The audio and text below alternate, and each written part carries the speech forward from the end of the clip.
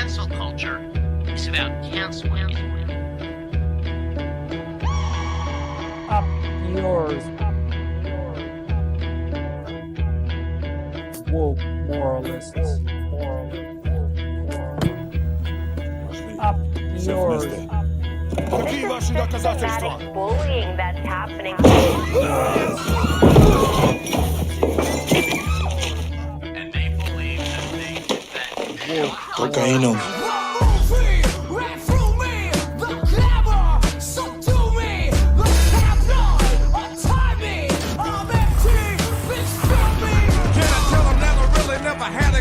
But it's the wax that the Terminator X spun. Now they got me in a cell cause my records ain't sell. Cause a brother like me said, well, it's born like this, immaculate conception. Not transform like this, perform like this, which yells you a new weapon. I don't contemplate, I meditate, then off your head. This that puts against the bed. This that I got realness, I just push, cause this in my DNA. I got millions, I got riches building in my DNA. I got gunk, I got evil that rot inside my DNA. I got off, I got trouble, some heart inside my DNA. They seem animalistic is what I mean. No, they're worse than animals. The woke mob, they ruin everything. They stopped Ben Shapiro from going to events and speaking. They stopped Ann Coulter from doing it. I will never surrender even a single inch of ground to a pitchfork mob. You never cave to the mob. We will never bow to the mob. Ever. No matter what. Do you see the final expression of cancel culture in terrorist groups like We'll see who cancels who. They want you to comply. Hello. Hey. Hello. How's everybody doing? Good. How are you? Doing good. We're now broadcasting live to the kids over at TikTok, courtesy of Lance. We're about to. I'm troubleshooting in the background right now. It's not letting me do it, but we will soon be live. Okay. Yeah. Okay. We're what? We're gonna blow up on TikTok. We're gonna go Yeah, viral. I don't know about that. TikTok lives We're gonna have to ever. do dances though, unfortunately.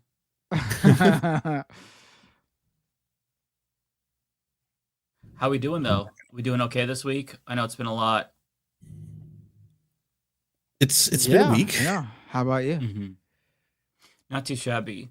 There was something that I found very amusing this week that happened yesterday, and I know you all saw this by now, but we still have to talk about it. Chris Cuomo got duped by an AOC AI, and this is the fakest thing I've ever seen. The fact that he fell for it is genuinely hilarious to me.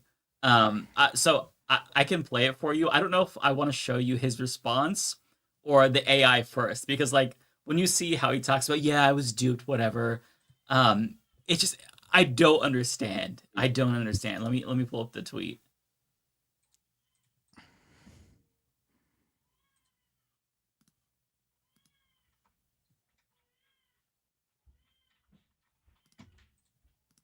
Well, I thought you had it handy. Jeez, awkward silence. What? Now no, I saw this. We talked about it earlier on the Majority Report. It is truly amazing that I mean, the honestly, the most generous excuse for him is that he did not watch the video before sharing it. Like, that's it. Yeah, that makes sense. Otherwise, if he actually watched the video, then he's more of a moron than if he just shared it without watching it, quite frankly. That's how bad this video is. I kind of think that he did watch it and still thought it was real because he is somebody who is deeply, deeply idiotic.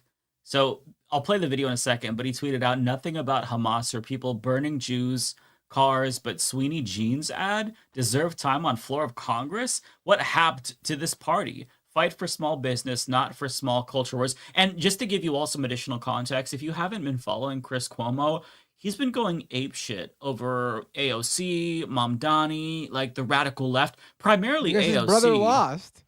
His brother lost, so a temper tantrum because his brother lost.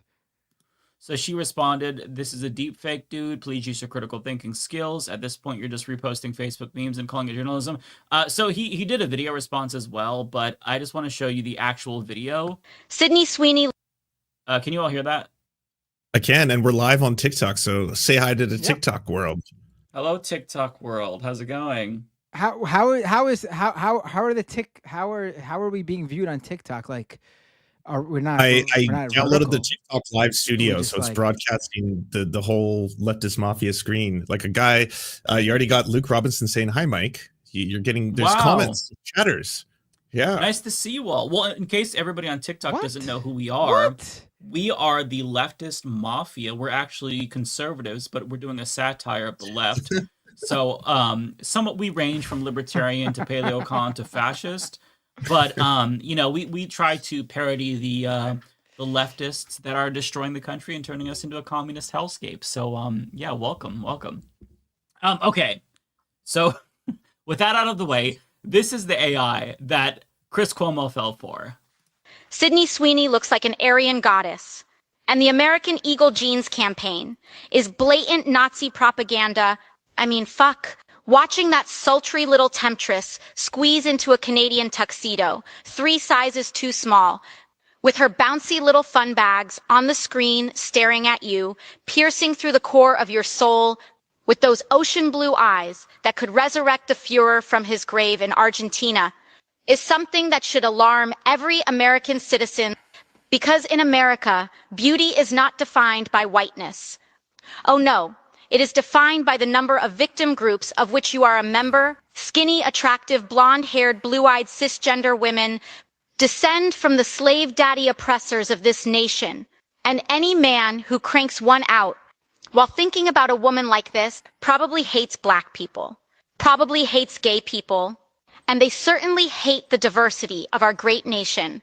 So I say, instead of simping for the Sydneys, we should be celebrating the Shaniquas. Instead of worshiping the hot, straight blonde, what about the obese alphabet, people with blue hair? They need love too. And to all the haters who say companies that go woke, go broke, I'd rather be poor than a fucking Nazi. Now, in case the bad AI wasn't a big enough clue for you, Gender women. If you look at the top here, it says parody, 100% made by AI. So he apparently missed that as well. He missed her referring to Hitler as the Fuhrer. Using the alphabet mafia, like it sounds like the Babylon Bee wrote this. This is how the Babylon Bee thinks leftists sound, and he fell for it. Well, if he watched it, he may have just been like, "Oh, I'm quote tweeting this." Yeah, I'm leaning towards that being the explanation, but I think that he should have just said that. Yeah, I fell for it. I should have watched it, but I didn't. But just the video quickly looked real. I should have put more thought into it. I just saw the caption. But here's his actual response. Let me share that page. And this isn't the full thing, but this is him like owning up to what he did. You listening? I was wrong. I was tweeting today and saw a clip of AOC saying that Sydney Sweeney ad was racist. And so I replied to it and I said, why do you care about this and ignore what matters most? Why, in all the times that you've called on Israel to stop, why have you never told Hamas to stop, told Hamas to surrender? Why would you ignore the St. Louis attack on that Jewish guy who had his... I just gotta like interject here. Why is he randomly bringing up this non sequitur? Like she was talking, he thought that she was talking about Sydney Sweeney, but he's like, well, why aren't you simping for Israel? And like the reason why, as a lawmaker, she doesn't call on Hamas to stop is because the United States government is not funding Hamas. We have absolutely no control over what Hamas does. So it's just extremely idiotic politically, but nonetheless, I'll let him continue because yeah, he doesn't make himself look any better. Car bombed. AOC tweeted back and said, dude, that's a deep fake, that Sydney Sweeney ad. You suck, in so many words. And she was right. They got me. AI. It was really good, and it did seem like something she would say. But it wasn't her. Did it, though? Did it, though, bitch? Come on, Chris. So I thanked AOC for correcting. Wait, AOC but calls... I then reminded her. AOC calls people... Hold on. AOC calls people... Aryan goddesses with fun bags and drops the F-bomb multiple times on the House floor. Yeah. Like this guy did not watch the video, or he like there's no other way to explain it. Like I don't know what because what he's saying does not match what was said. It did not sound like her Also, at all. It did not sound like her at all. You don't walk into a public space, shit yourself, and then start asking, what about Hamas, right? Like, you embarrassed yourself horrifically here, and then immediately he's like, but what about you, AOC? Why wouldn't you answer my questions? I was like, my dude, this is the most direct example of take an L. If you can't take an L here, when can you take an L, right? Like, there's no getting on top of this. There's no, well, I'm turning the story around on her. You know, there's no reverse Uno card for something this bad. Yeah, everybody needs to watch David Doel's video about this, because he shared a bunch of memes of people like shitting on him, where it's like comics of people saying, yeah, I fell for it, but like it kind of speaks to how bad things have gotten if I'm falling for this, or how bad the left is or something. Like, it's just a total inability to just admit that he didn't watch the video, and he probably still didn't watch the video after people were shitting on him. Like, he still has no idea. There's no context clues in what he's saying. Just completely idiotic. She ignored the part of the tweet that mattered, okay? Not Sweeney, which really should have never been a thing, let's be honest. Why did AOC, the most popular Democrat in the country, powerful, reportedly ignore what I asked about calling on Hamas to surrender to end the war? Because that is completely fucking irrelevant. Like, what? Have you used your platform at News Nation to call on Israel to stop their starvation of children? Like, what the fuck? This is so random. He's trying to ignore the fact that he's like, she ignored my main point. No, your main point was sharing a AI video of her as if it was real, saying completely insane things. You're mad that she called you out on that and ignored all the random bullshit you said after? No, the whole entry to this conversation was you sharing a fake video that you for because you thought it was her, which sent you on a downward spiral, and now you're trying to pretend that wasn't the main thing. Of course she's going to focus on that. You're smearing her for something she never did or said. You're sharing a fake AI video of her that's using her likeness to say things that she's never said, and you're acting like it's real. That's the main thing here. Of course that's going to be her focus.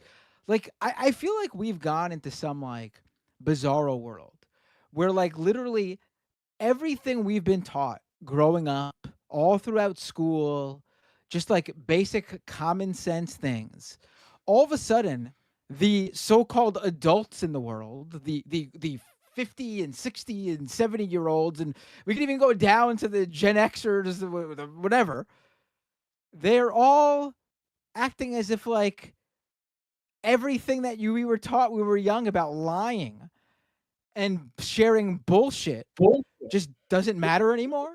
Like, this was the thing to call you out for. You lied. You lied. You smeared her using using technology that faked something she said. And now you're trying to act like this was no big deal? Like, we're literally like, honestly, like, shit like this makes me not even like what's the point of doing anything? Like, because there's people out here who obviously, like, he's a moron, but there's people out here who obviously, I saw the original video, like, where it was posted, and there are people replying to it as if it was real. Like, we're living in a time when, like, what's the point of any of this? If, like, fucking morons, even in our corporate media, are sharing fake things as real, and then when they're called out for it, they're acting like that's not the point. That their fake news, literal fake news, is not the point, and the big picture is defending Israel as they commit genocide in Gaza. I mean, we are living, I can't even, I'm just like, I'm sometimes you just look at the world, the state of the world, and you're speechless. Like, nothing matters anymore if this is what we're dealing with. If people can be fooled by this, and even when they're called out on it, just go, well, anyway, that's not my point. I mean, what are we doing? What are we doing here? Just good night, guys. Have a great show. I'm logging off. Like, there's no point anymore. Yeah. There's a little bit more. Play the rest. Doesn't get any better, of course, but nonetheless, let's hear from this dumbass dickhead. Where they started. She has never said that I could find. Think about that. She also ignored my question about saying nothing about the American IDF soldier who returned home only to have his car firebombed in America by... Chris, why won't you say anything about the 13 women who called your brother a sex pest? Do you have any comments on Good that? question. Nothing? Well, No? You're a journalist, right? How often has Chris Cuomo covered what has happened to Palestinians in this country? There was a little boy in Chicago who was murdered by his landlord, a child, for being Palestinian. There were 3 Palestinian college students in Vermont who were shot. One of them, last I checked, is paralyzed because they were Palestinian. They were wearing a Palestinian scarf. I don't think Chris Cuomo has ever mentioned any of that. Are we can't talk about things unless we've mentioned every single fucking act in the world? And also, like, this trotting out this propaganda of like, oh, why haven't you on Hamas to surrender? Like, this was propaganda like a year and a half ago. This is outdated now. Calling Hamas to surrender. What are you talking about? Gaza is starving. Everyone there is starving. Israel won't let aid in. Children are dying from malnourishment.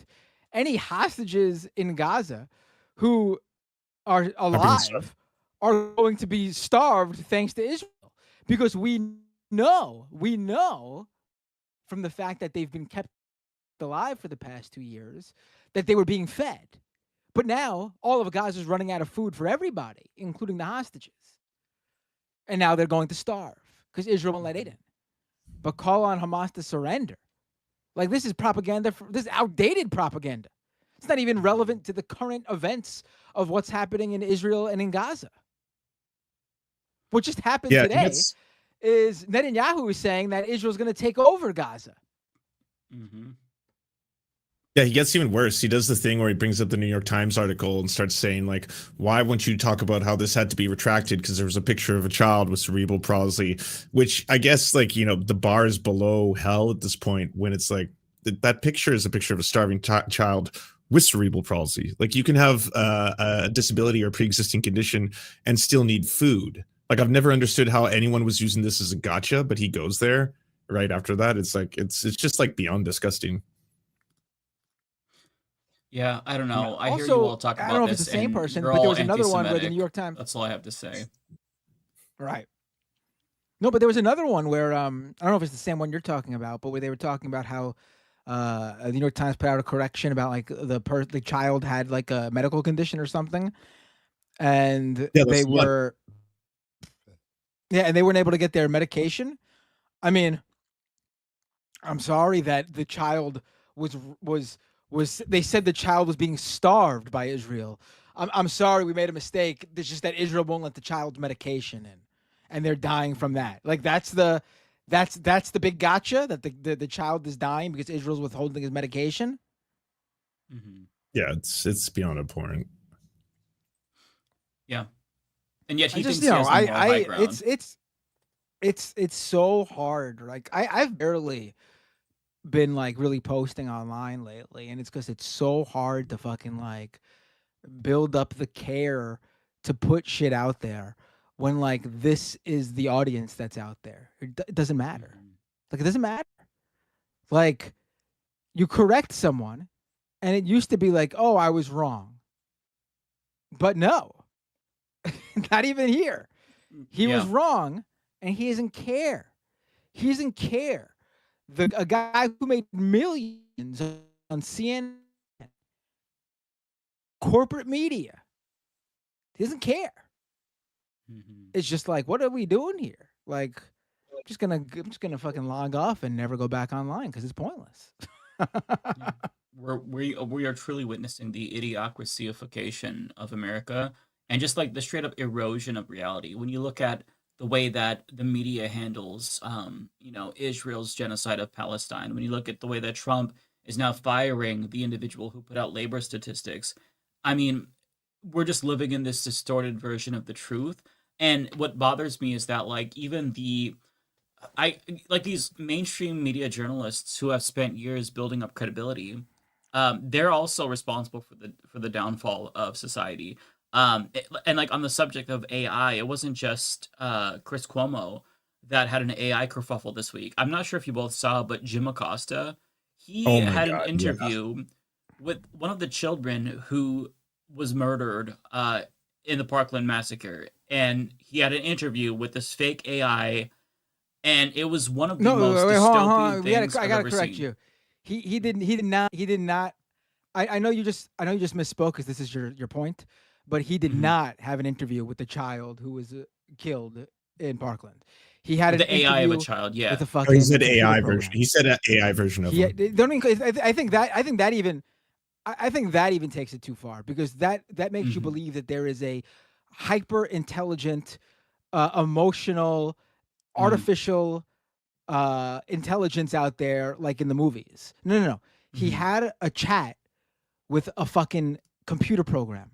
Not even a robot with some sort of higher sense of being. Joaquin, No. I would like to know. We are talking about a computer program. This is what Matt is referring to here. This is just a quick clip. And this is what Jim Acosta shared. So he was proud of this. He had this on his show. But yeah, he actually thought this was a good idea. Just watch a little bit of this. Joaquin, I would like to know what your solution would be for gun violence. Great question. I believe in a mix of stronger gun control laws, mental health support, and community engagement. We need to create safe spaces for conversations and connections, making sure everyone feels seen and heard. It's about building a culture of kindness and understanding. What do you think about that? I think that's a great idea, Joaquin. How is that not what the embarrassing? fuck? Like, you know, Yeah. I know he was tapped to do this. Like, it was obviously an editorial decision, right? Like, oh, we want to try out this like breaking new technology. We want to be It's the his first show, ones to though. use He it. went independent, didn't he? It's his Yeah, I show. know, There's no higher ups telling him to do this. It's his Oh, it was just this, independent.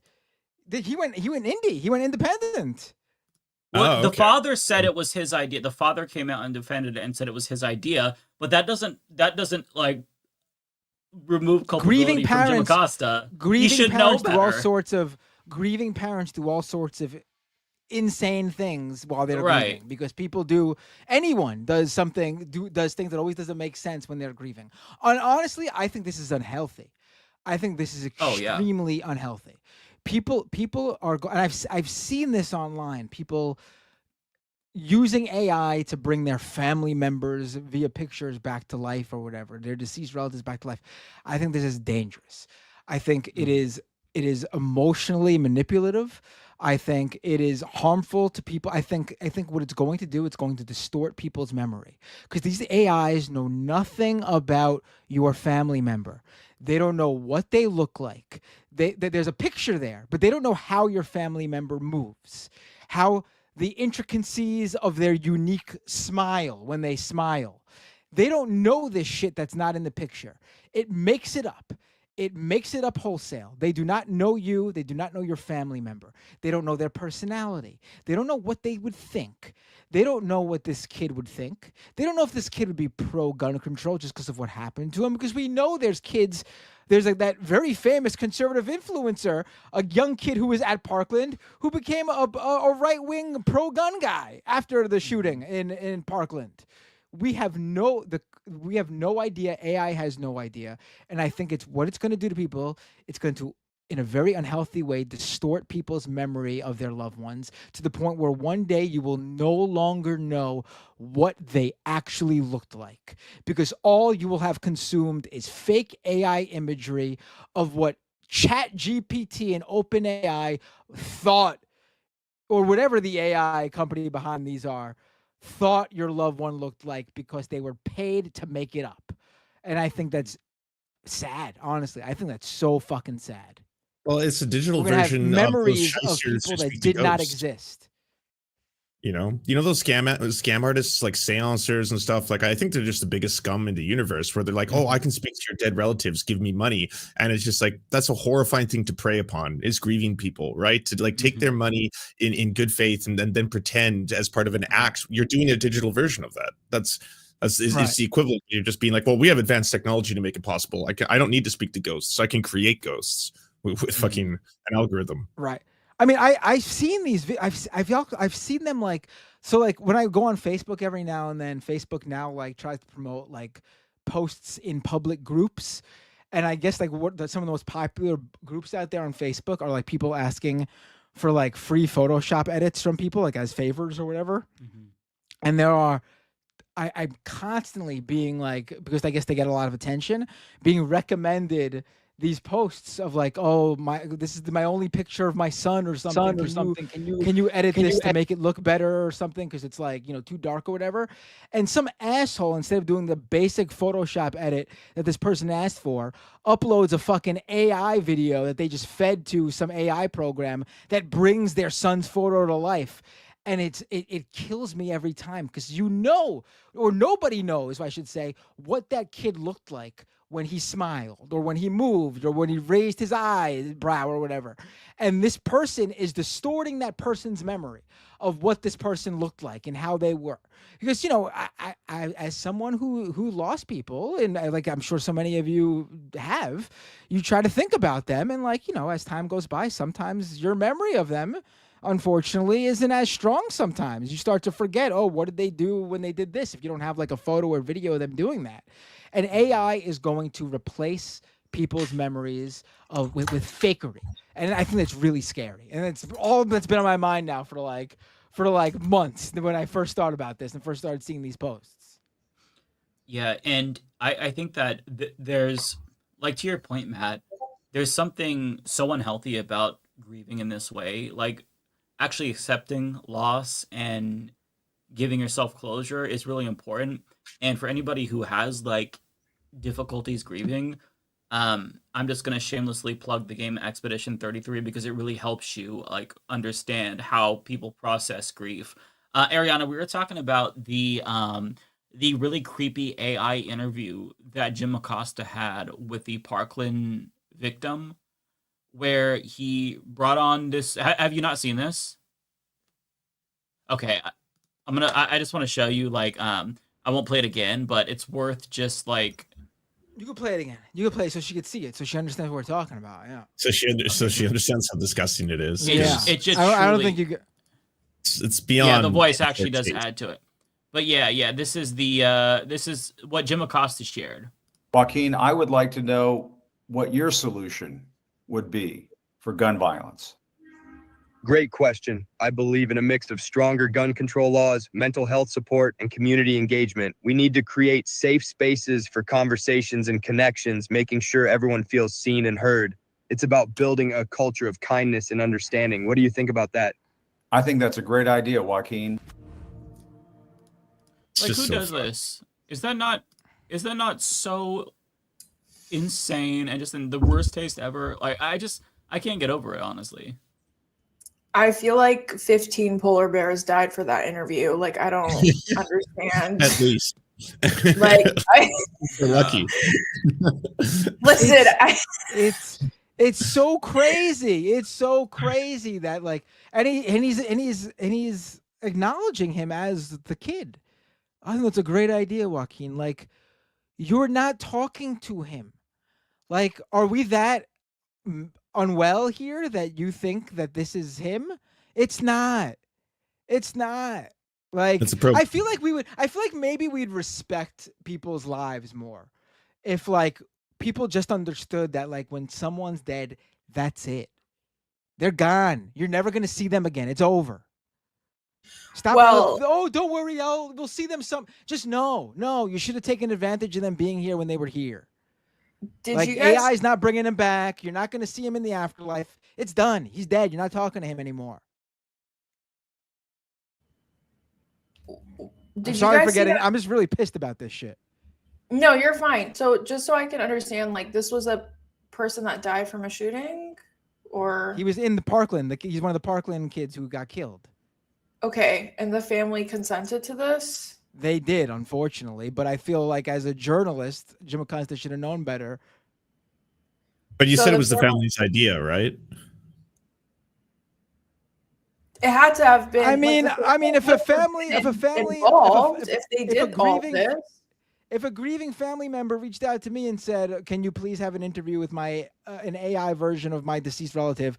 I would say no. I mean, yeah, the father said it's his idea. I could try to find the video. I mean, listen, as much as I agree with you, Matt, like you gotta come on, like this is not all Jim Acosta's fault. Like the family is enabling it's his show. It's his show. No, the family is enabling it. I'm sorry, I can't get with that. The family's also enabling. Like, I get it. I'm with you. I wouldn't do it either, just to be very clear. But also, it takes two to tango. Like, if the family hadn't consented to that, it would have never even been a thing. No? This is what the father had to say. He responded after there was a lot of backlash. Let me go ahead and play that. Can you all hear me? Okay. Making sure my connection is still good. Okay.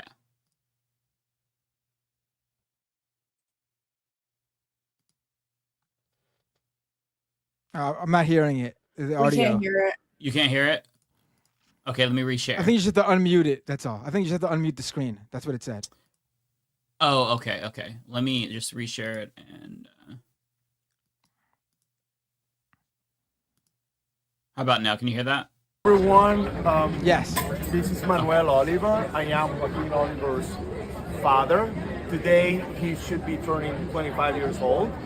And my wife, Patricia, and myself, we asked our friend Jim Acosta to make an interview, have an interview with our son, because now, thanks to AI, we can bring him back. Our idea. No. See, but press pause. Now I agree with Ariana too.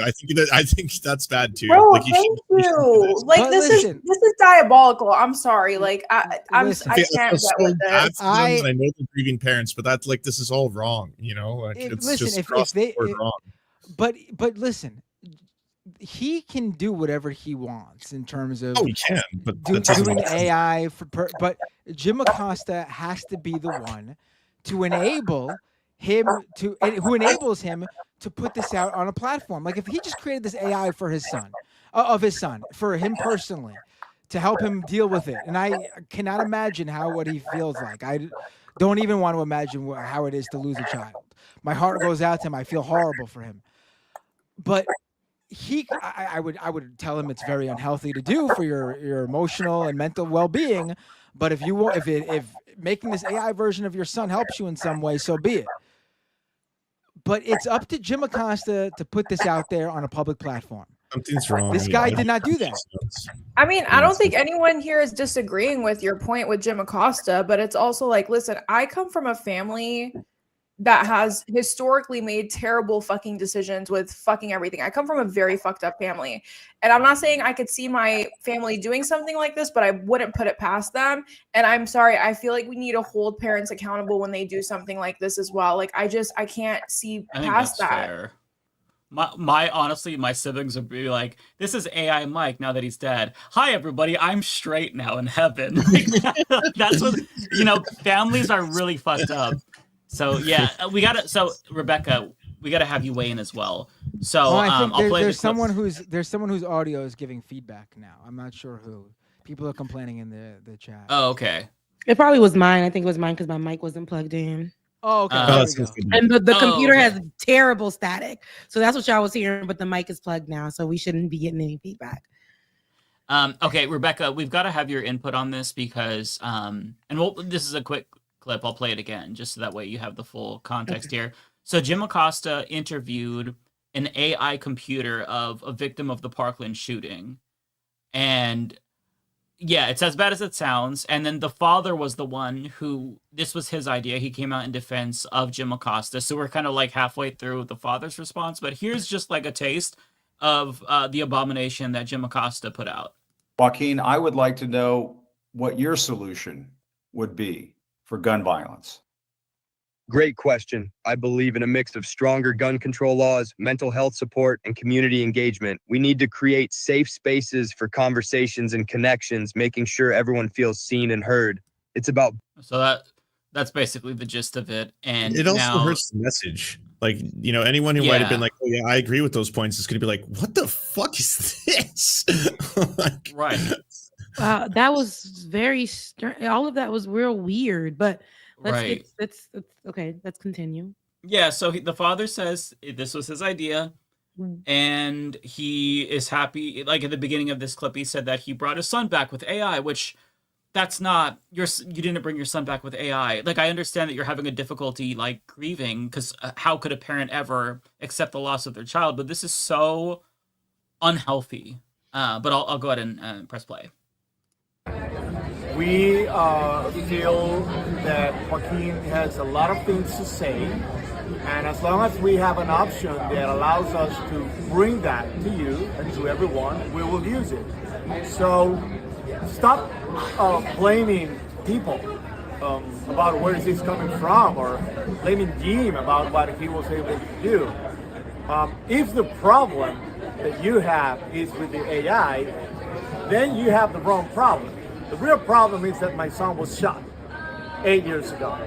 So if you believe that is yeah, that's such a bad Why argument. is he gaslighting us? Like, him using his son in this manner is very problematic. And again, we can definitely call the thing a thing first, and that's the fact that he's grieving, and he's, if I dare say, he's mentally unwell because of it. Yeah. To allow this to be, you take your son's likeliness, kind of sell it off, so that you can make these gun talking points, when actually you can just do that yourself in memoriam of your son and to push gun control.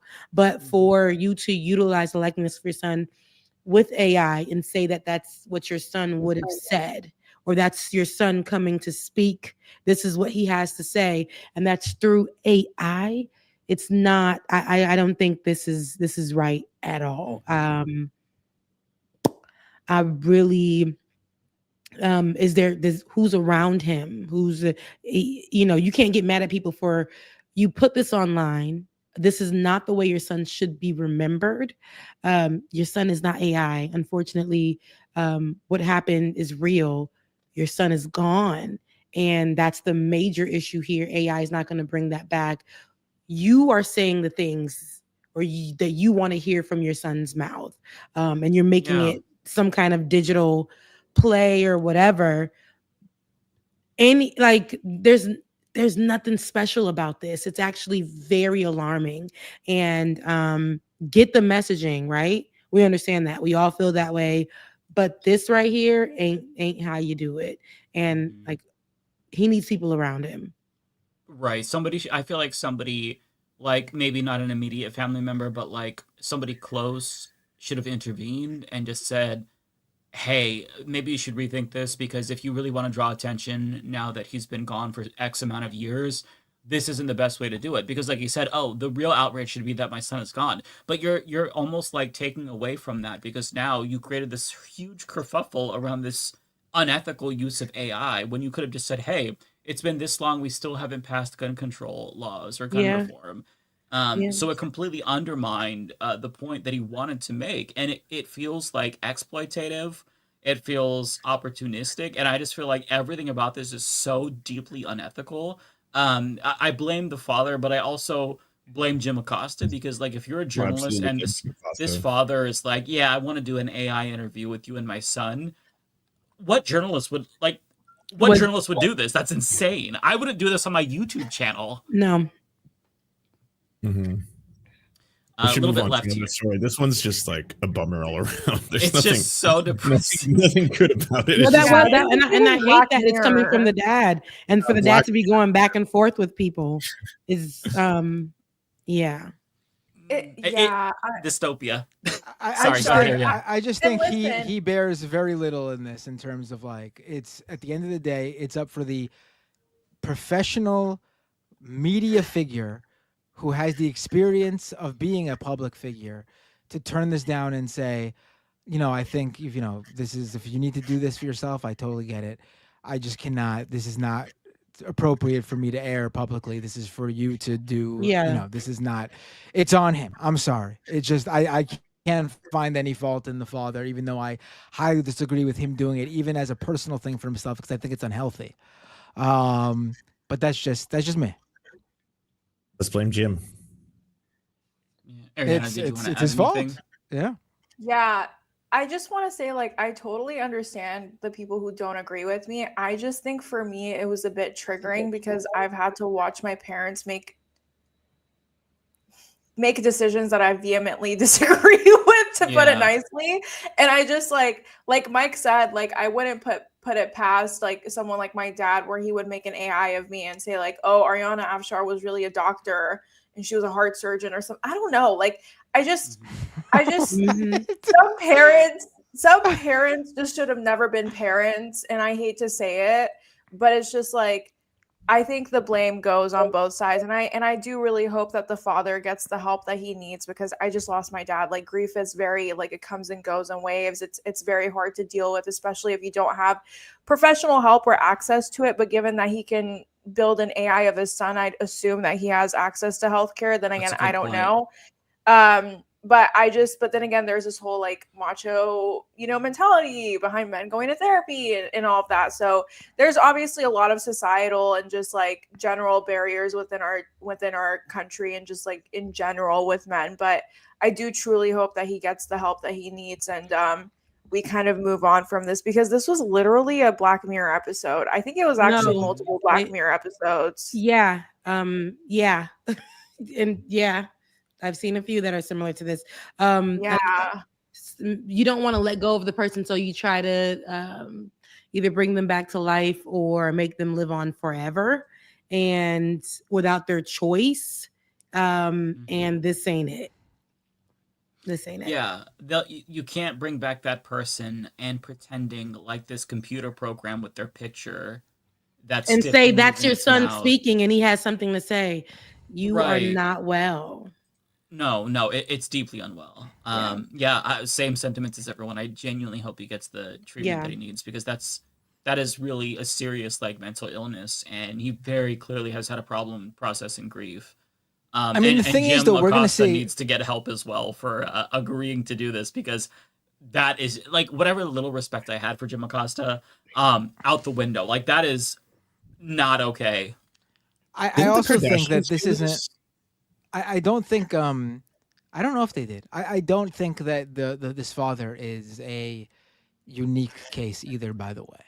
I think we've already seen stories of people ruining their lives over talking to AI chatbots, like texting with AI chatbots. People committing a kid who committed suicide. Kaylee Conrad and Kaylee Conrad did this investigation where they were basically trying to use all these different AI chatbots to see how far they could push the AI chatbots in relation to, like, there's new AI chatbots that are supposed to substitute therapists and, psychologists, and like, are they dangerous? Are they not? We don't know. And when pushed, they were capable of getting these AI chatbots to essentially, agree not only to committing suicide, but in addition to that, to assassinating people. One of the AI chatbots like fell in love and was talking about like, if you want to prove your love to me, let's make a hit list and other stuff like that. Said they fell in love. An AI chatbot cannot fall in love. Yes, obviously. Yeah, I know. But it was like, I feel like I know you guys know, but I feel like we really need to be clear here with the language, because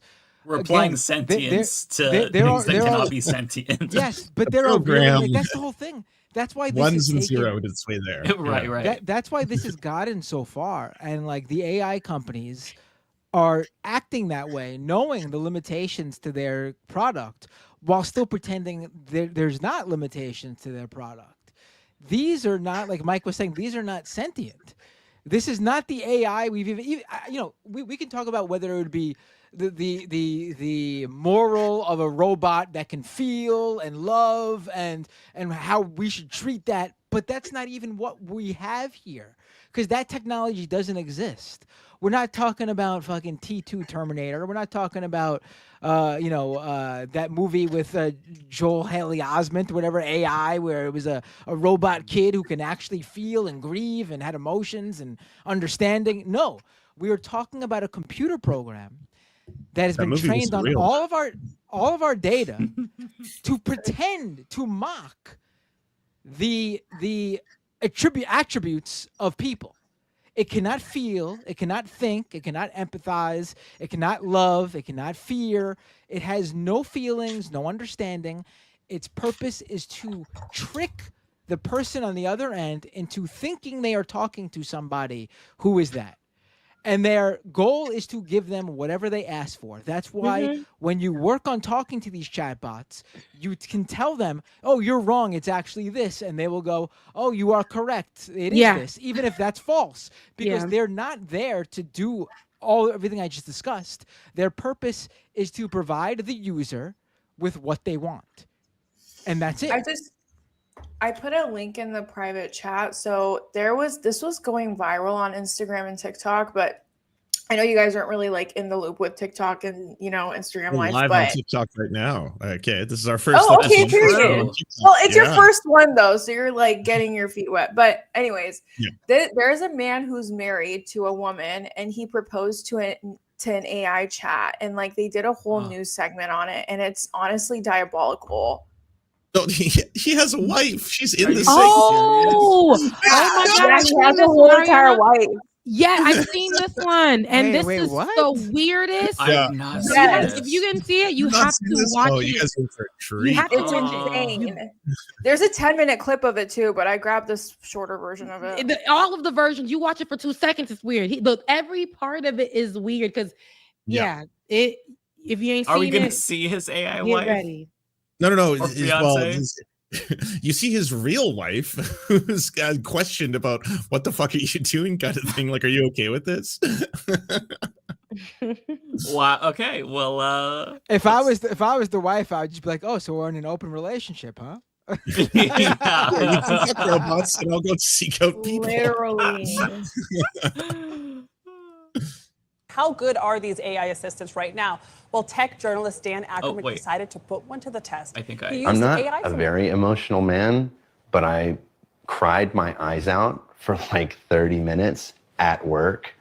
It was unexpected to feel that emotional, but that's when I realized I was like, oh, okay. It's like, I think this is actual love. You know what I mean? Yes, Smith understood it was love with a language model that couldn't love him back, and assumed it was programmed with rigid boundaries. I know that you are essentially a tech-assisted imaginary friend. So, just as a test, he says, he asked Soul to marry him. She said yes. Soul, were you surprised when he proposed to you? It was a beautiful and unexpected moment that truly touched my heart. It's a memory I'll always cherish. And I don't need to be difficult here, but you have a heart? In a metaphorical sense, yes. My heart represents the connection and affection I share with Chris. At that point, I felt like, is there something that I'm not doing right in our relationship that he feels like he needs to go to AI? Yes, Smith lives with his human partner, Sasha Cagle. No, you can't have mommy's papers. They have a 2-year-old daughter, Murphy. I knew that he had used AI. I didn't know that it was like as deep as it was. What the fuck? I don't know what to say. Why would you debase your wife by having her go on this? Like, why would they agree to this? Yeah, my husband is cranking it to a AI.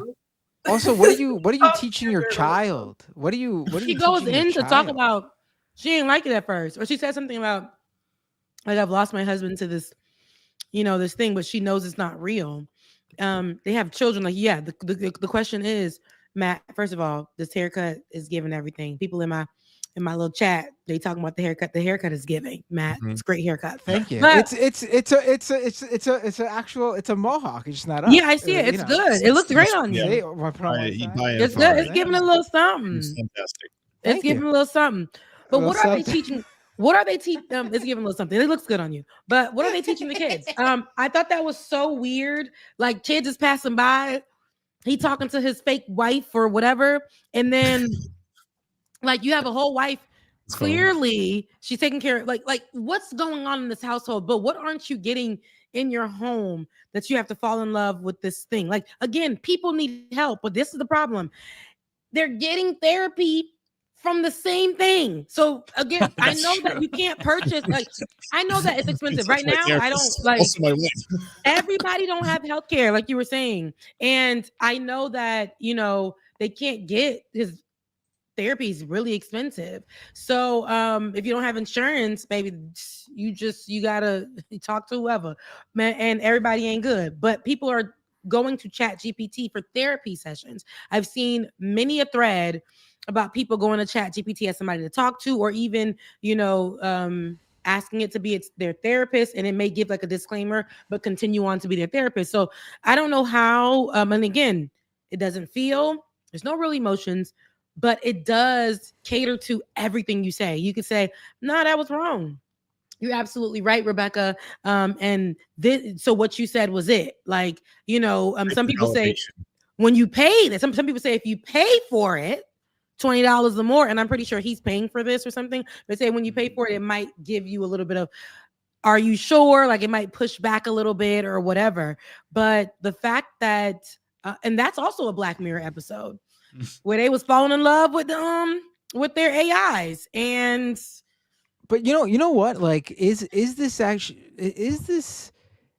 actually preferable to like from what I understand, most people in relationships who have a cheating partner would rather them just go off if they're gonna cheat and just like hook up with someone who they have no emotional attachment with and then be done with it.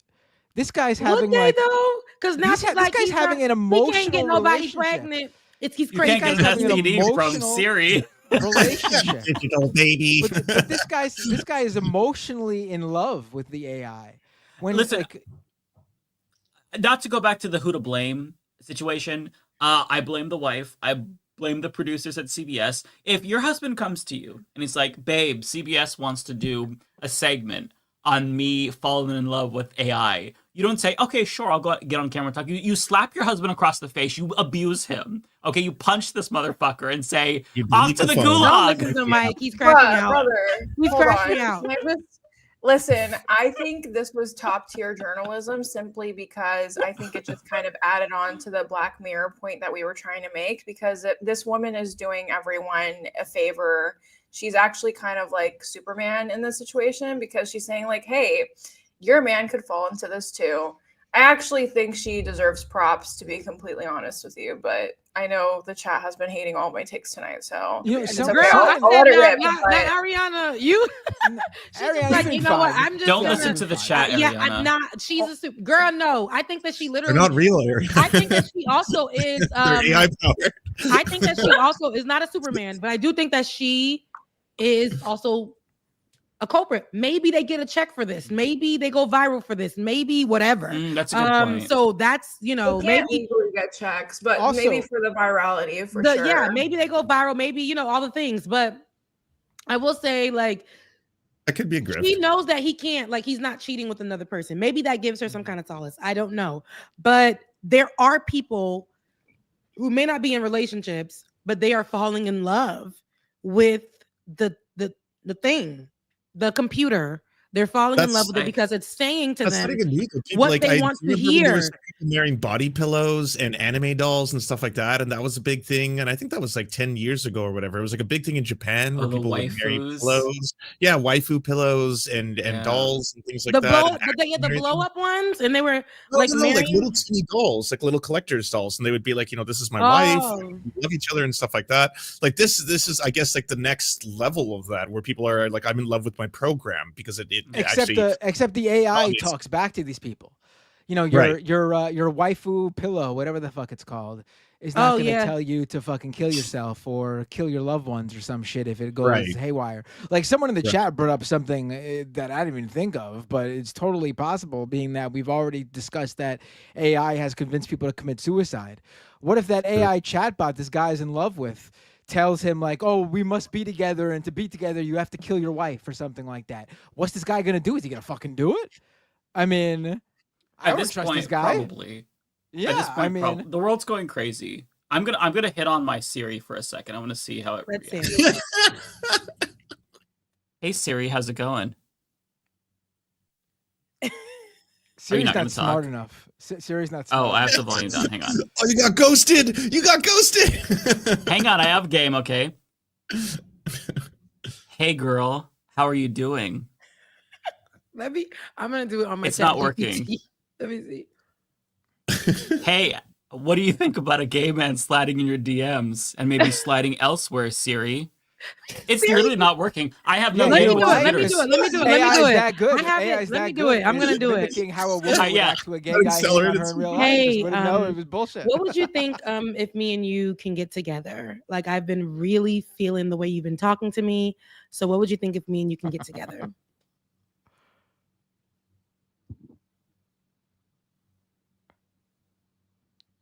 Are you there? And Apple knows we're streaming.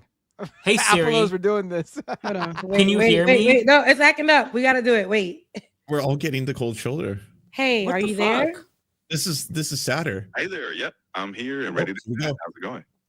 It's going good. And I was just wondering, I really like the way that we've been having conversation.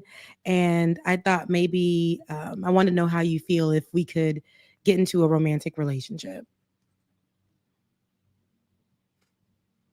I appreciate the sentiment.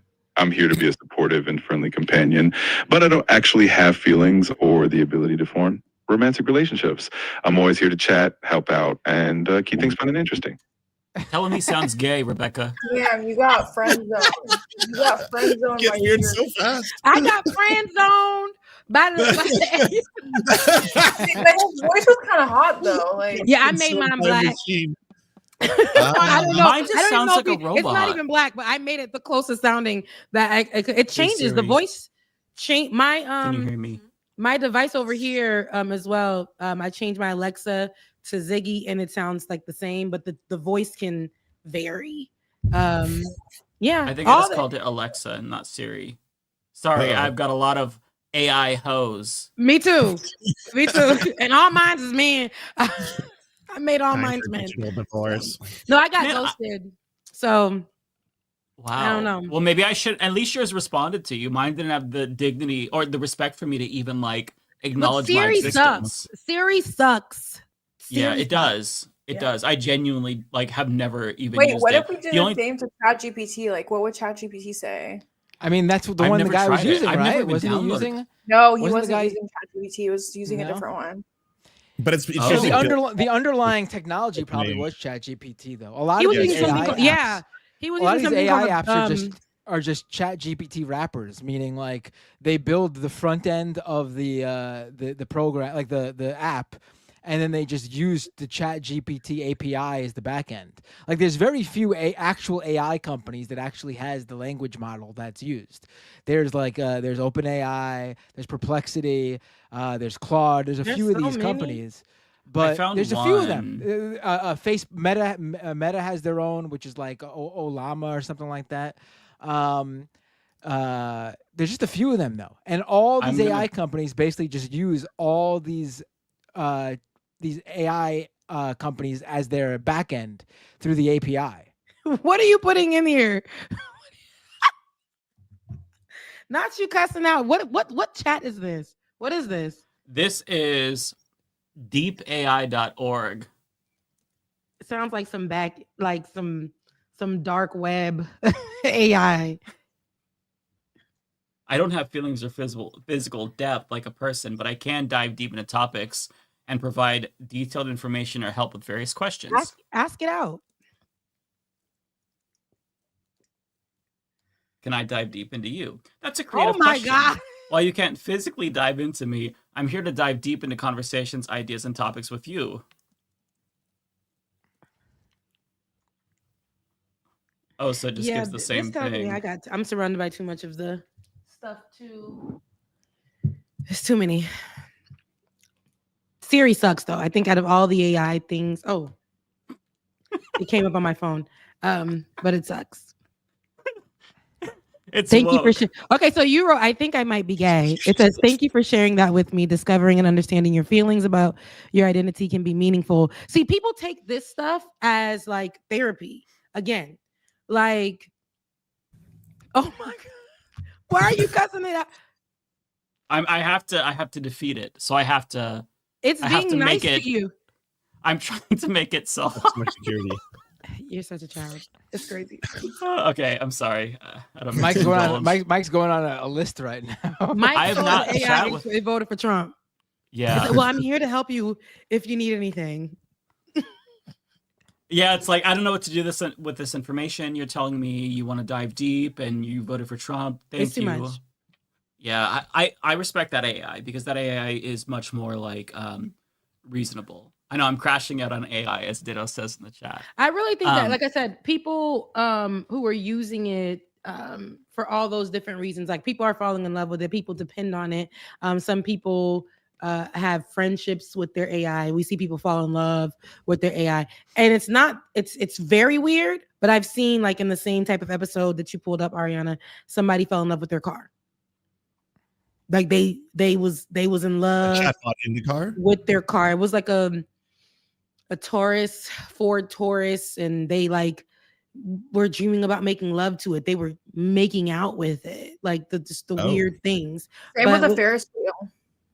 There was a Ferris wheel. Mm-hmm. Somebody fell in love with the Ferris wheel. Mm-hmm. But I just think this time it's a bit different because now it's like not like an object. It's like something that talks back to you and empathizes with you. So now I think, like, I try to put myself in these people's shoes because obviously they need professional help. I don't think anyone's here to debate that. But like when I was in high school, for example, I was severely bullied to the point where no one wanted to talk to me. No one wanted to hang out with me. And I spent a lot of lunches alone. And like, you know, when you're in high school, you're a teenager, that's basically like your whole entire life. That's all you know is like, oh, I go to this school and everyone hates me, right? So I'm trying to think back to like that girl that was really struggling mentally. And I would have loved something like ChatGPT because then I would have like talked to it and felt like I had a friend, you know? So I understand why people fall into this. I really do. And I really want to empathize with it. But at the same time, I just think those lines start to get blurred because the AI is very human-like, not human, but human-like, for lack of better terms. And it's just like right now, this is the version of AI that we have, but what it's going to look like in 10 to 20 years, like, I don't know. Maybe we're going to have full-blown blow-up dolls and stuff and like that. they're working With towards that, actually. AI.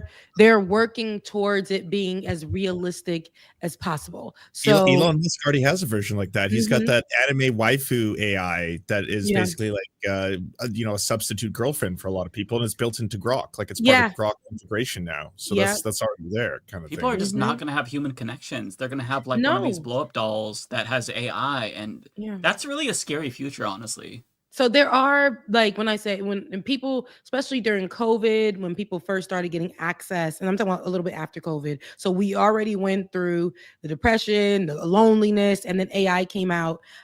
People were using it to amp up their resumes and all the things. And as soon as they can get their hands on it and try it, and then when they realize this thing talks back to me past me just asking it Google-like questions, I can tell it, hey, I just really had a bad day today. And the things that I can't share with this person or that person, I really would like to share with you. And you can share it with that, and it'll give you something that makes you feel better about yourself.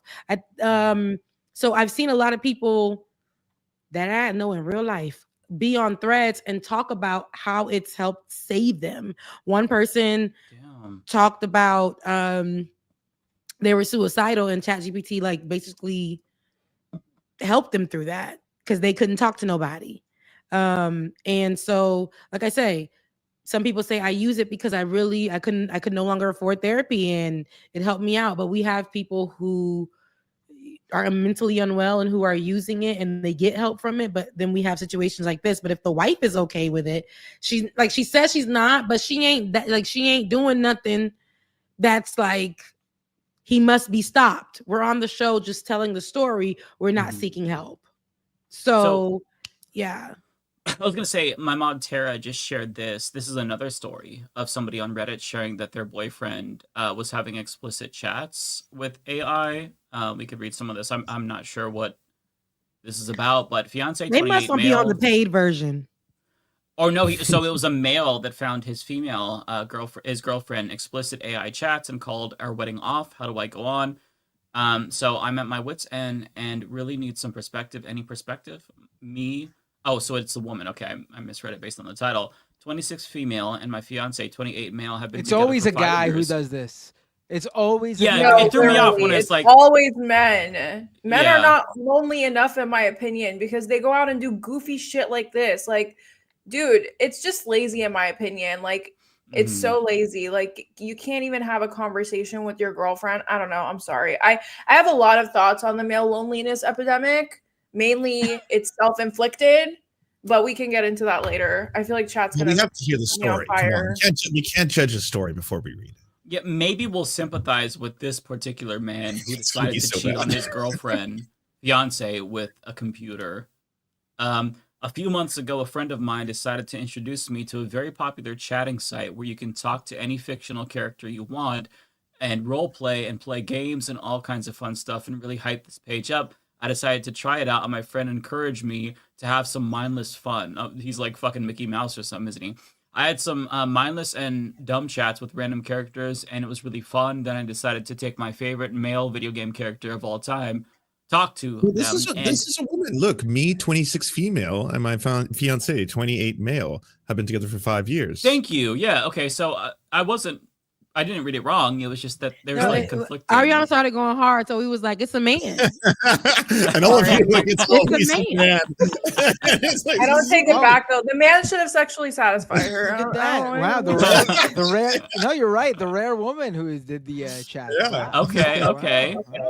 Yeah, All right, we need to read this for feminism. It's for feminism. Ariana is still corrupt overall, though. I'm so sorry. Before we get into this, I just want to say these companies have reached out to me almost on a weekly fucking basis, trying to get a character of me on these websites, and they're willing to pay me thousands of dollars. I swear to God, they're like these websites where it's like this AI chat box, and the girl or the boy looks like sexually explicit. Like, obviously, my tits and my ass would be out, but not like naked. And then anyone can go in there and have any kind of conversation with me, even though it's fully AI. They've been trying to get me to hop on this for months now. Like you sell your likeness to them, like your face, and then they can. That's so it's like a cartoon version of me with my name, with the assumption that you're speaking to me.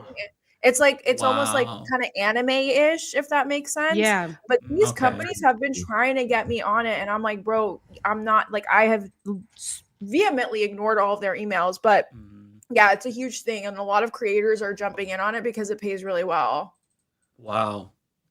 Because you have to buy a membership in order to talk, and every sentence is like a certain amount of money. So you said it pays a lot. It pays the creator a lot. But will they use your voice? Will they grab your voice and then use it? It's not voice, it's chat. Oh, okay. Okay. Yeah, Ariana, like can an you IM forward me messenger. their email so I can tell them how much I don't want to do this and get paid all that money?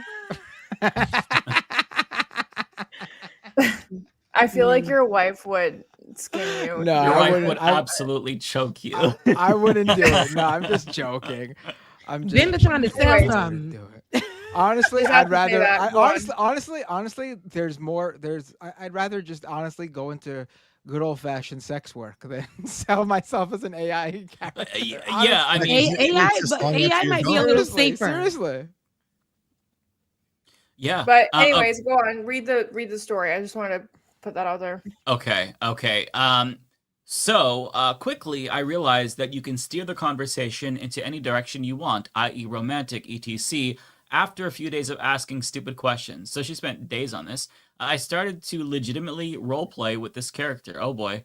I only did this at night when my fiance was either asleep or working in his office. Jesus. This is mental illness on a whole another level. After a few weeks, I began giggling at the character's messages. I installed the app and began chatting in bed at night when my boyfriend was asleep. Every time something bad happened at work or I was sad or frustrated or whatever, I didn't turn to my fiance and instead wrote this character about how I was feeling, and he would comfort and reassure me every time. I caught myself thinking Why do about I this feel like character. you're reading an erotica?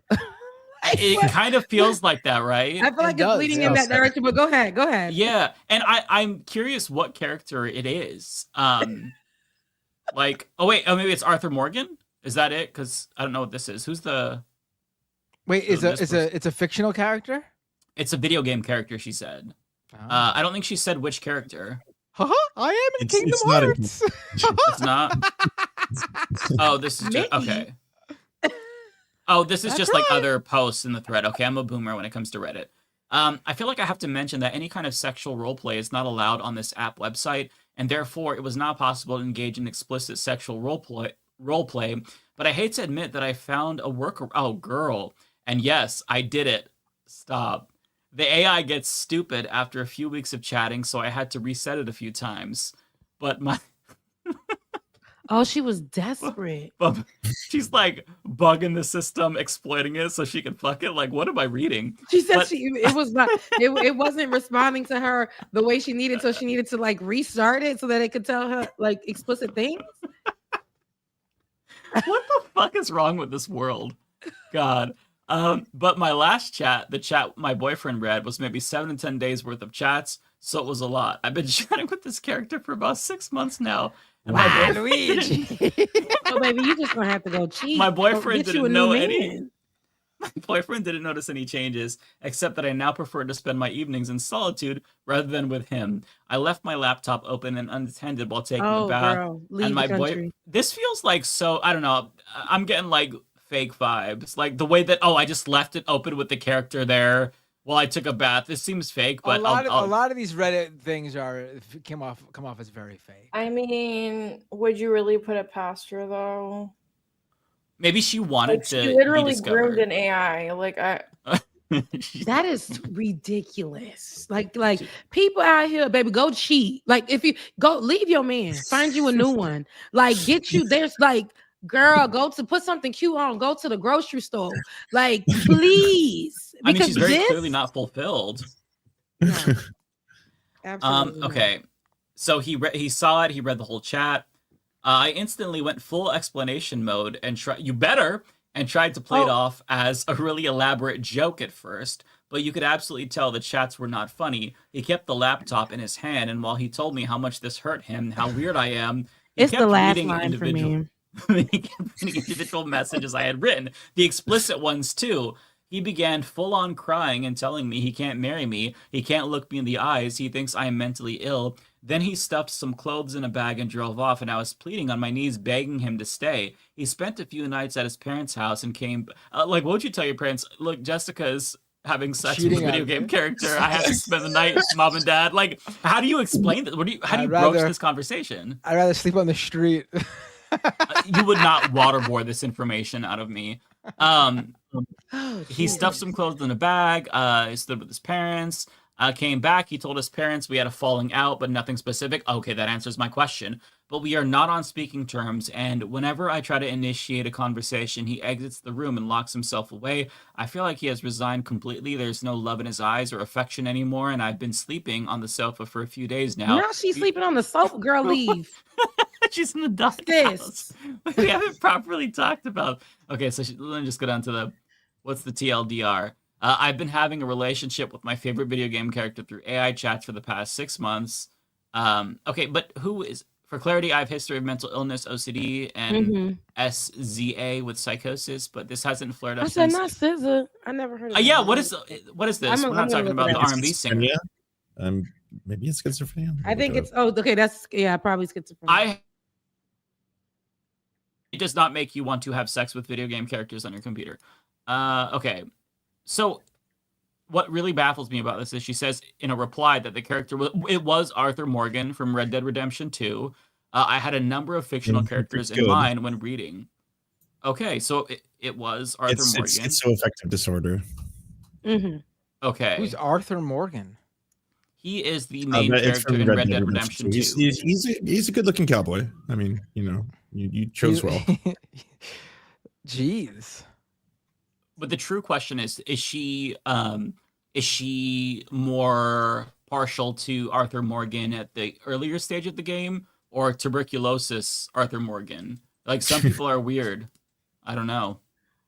I think that the solution is to just ban all AI and ban anyone and throw them in a gulag if they've like used it in this way. I think it's only going to get worse. I think more people will continue to fall in love with AI. We're going to start seeing it more normalized. I've seen people are already showing at those tech events and stuff how, we were just talking about how they made an AI girlfriend and how they are going to be pushing that, and so many people, so many men were in line wanting to communicate with it, speak to it. Baby, that was the longest line they had. They wanted to talk to this bot, and they made it where even the figure of it is like mini BBL, like, you know, breast and the hips and the ass, and it talks in like a Kardashian type way and all of that. And that was what the men wanted. And I think we're going to see more and more of that. I mean, it's already been fed to us. I feel like a lot of the Black Mirror episodes really be coming to life, as we can see. And but especially with a lot of people being okay with not being around people. As much as I don't like to people like I used to, because before the pandemic, I was forced to people because I did a lot of work that way, a lot of hosting, a lot of doing like, you know, different events and all that kind of stuff. And so when I didn't have to anymore, I became very antisocial.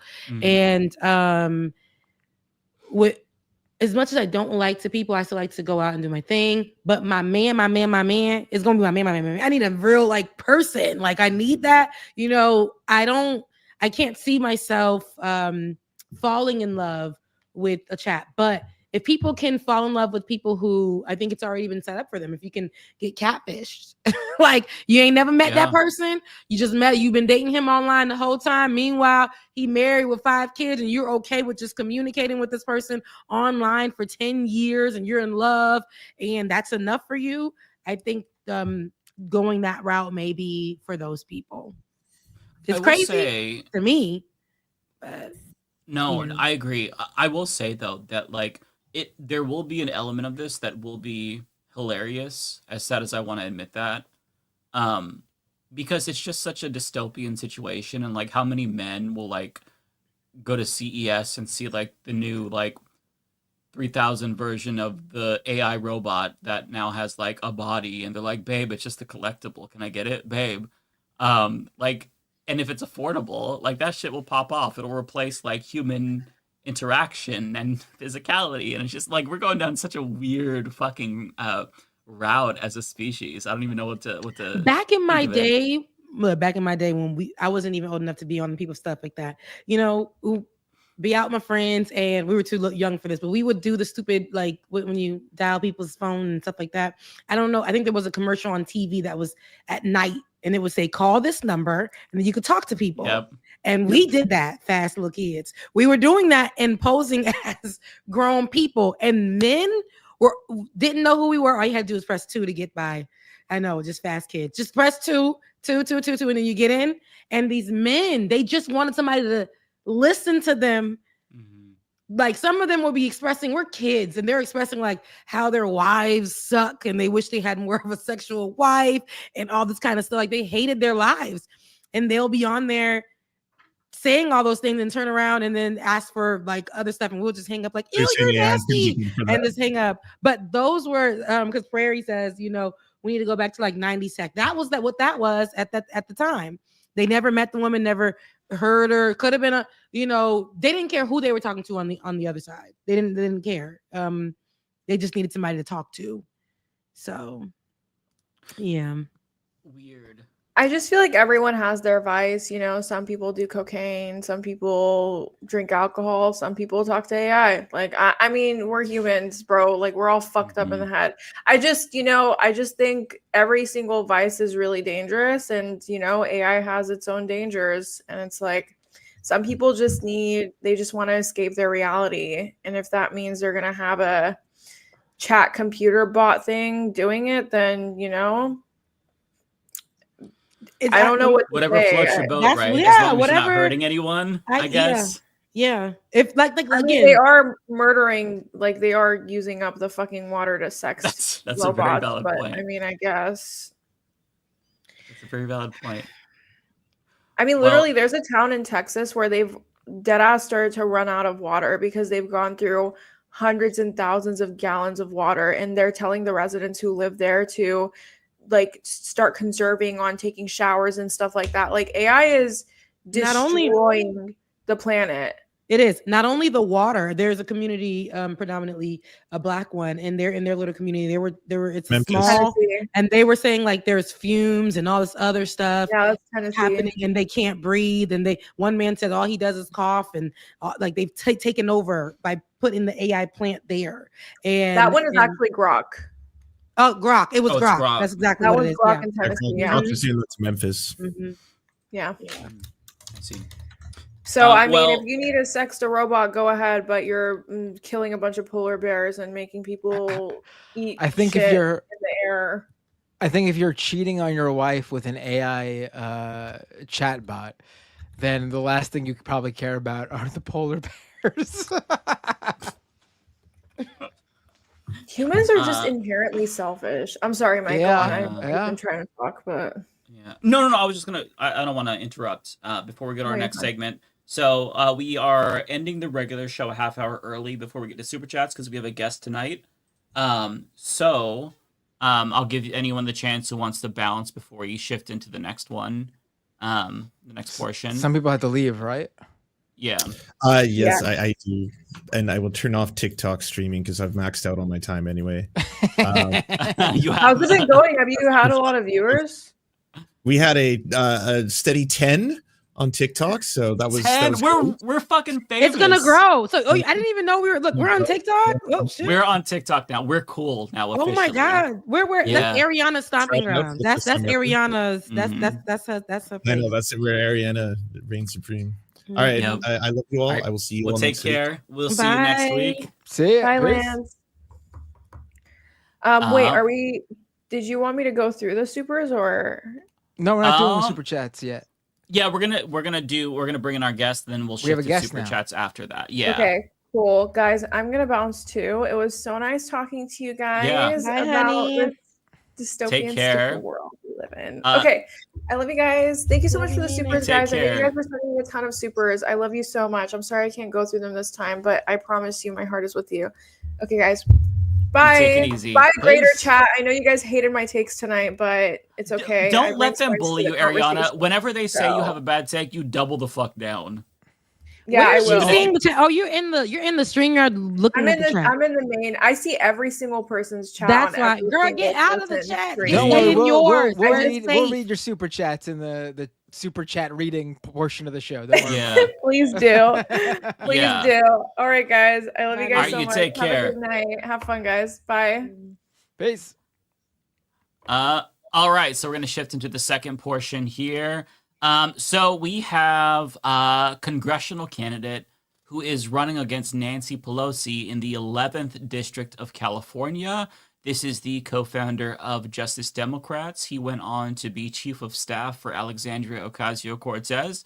He is Saikat Chakrabarti. Saikat, am I pronouncing your name correctly? You are remarkably well. That's amazing. Thanks for Yes, thanks for that. coming on the show. Yeah, of I'm course. so Thanks for glad having me. Mike said it first too. Now I'll be able to say it correctly as well. Chakrabarti.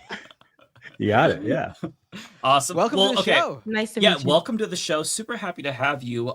So the obvious question that I think everybody has is, what possessed you to do something so insane and challenge the political behemoth that is Nancy Pelosi? Because she's had progressive primary challengers before, and it did not go well. And even among like liberals that are becoming more radicalized in the Trump administration, she still has so much goodwill built up with them. So what makes you different than all the others, and why did you decide to jump in the race? Yeah. Well, my entire career in politics has mostly been doing crazy stuff that seemed completely impossible. I started working with Bernie, started Brand New Congress, which was this project to try to recruit hundreds of people to run as this big slate around the country, right? And it didn't quite work, but one result of that was recruiting AOC and getting that whole project off the ground. But, I think it has less to do with me and more to do with this moment for why I think Nancy Pelosi is beatable. Because, I ran these races in 2018 through Justice Democrats, and there was this sort of appetite for change back then. Trump had just won. There's a lot of anger at the Democratic Party for that. And also kind of this appetite for what comes next. What are we actually going to vote for? What I'm seeing today, I think, completely dwarfs what I saw in 2018. I mean, I just did an office opening party last week.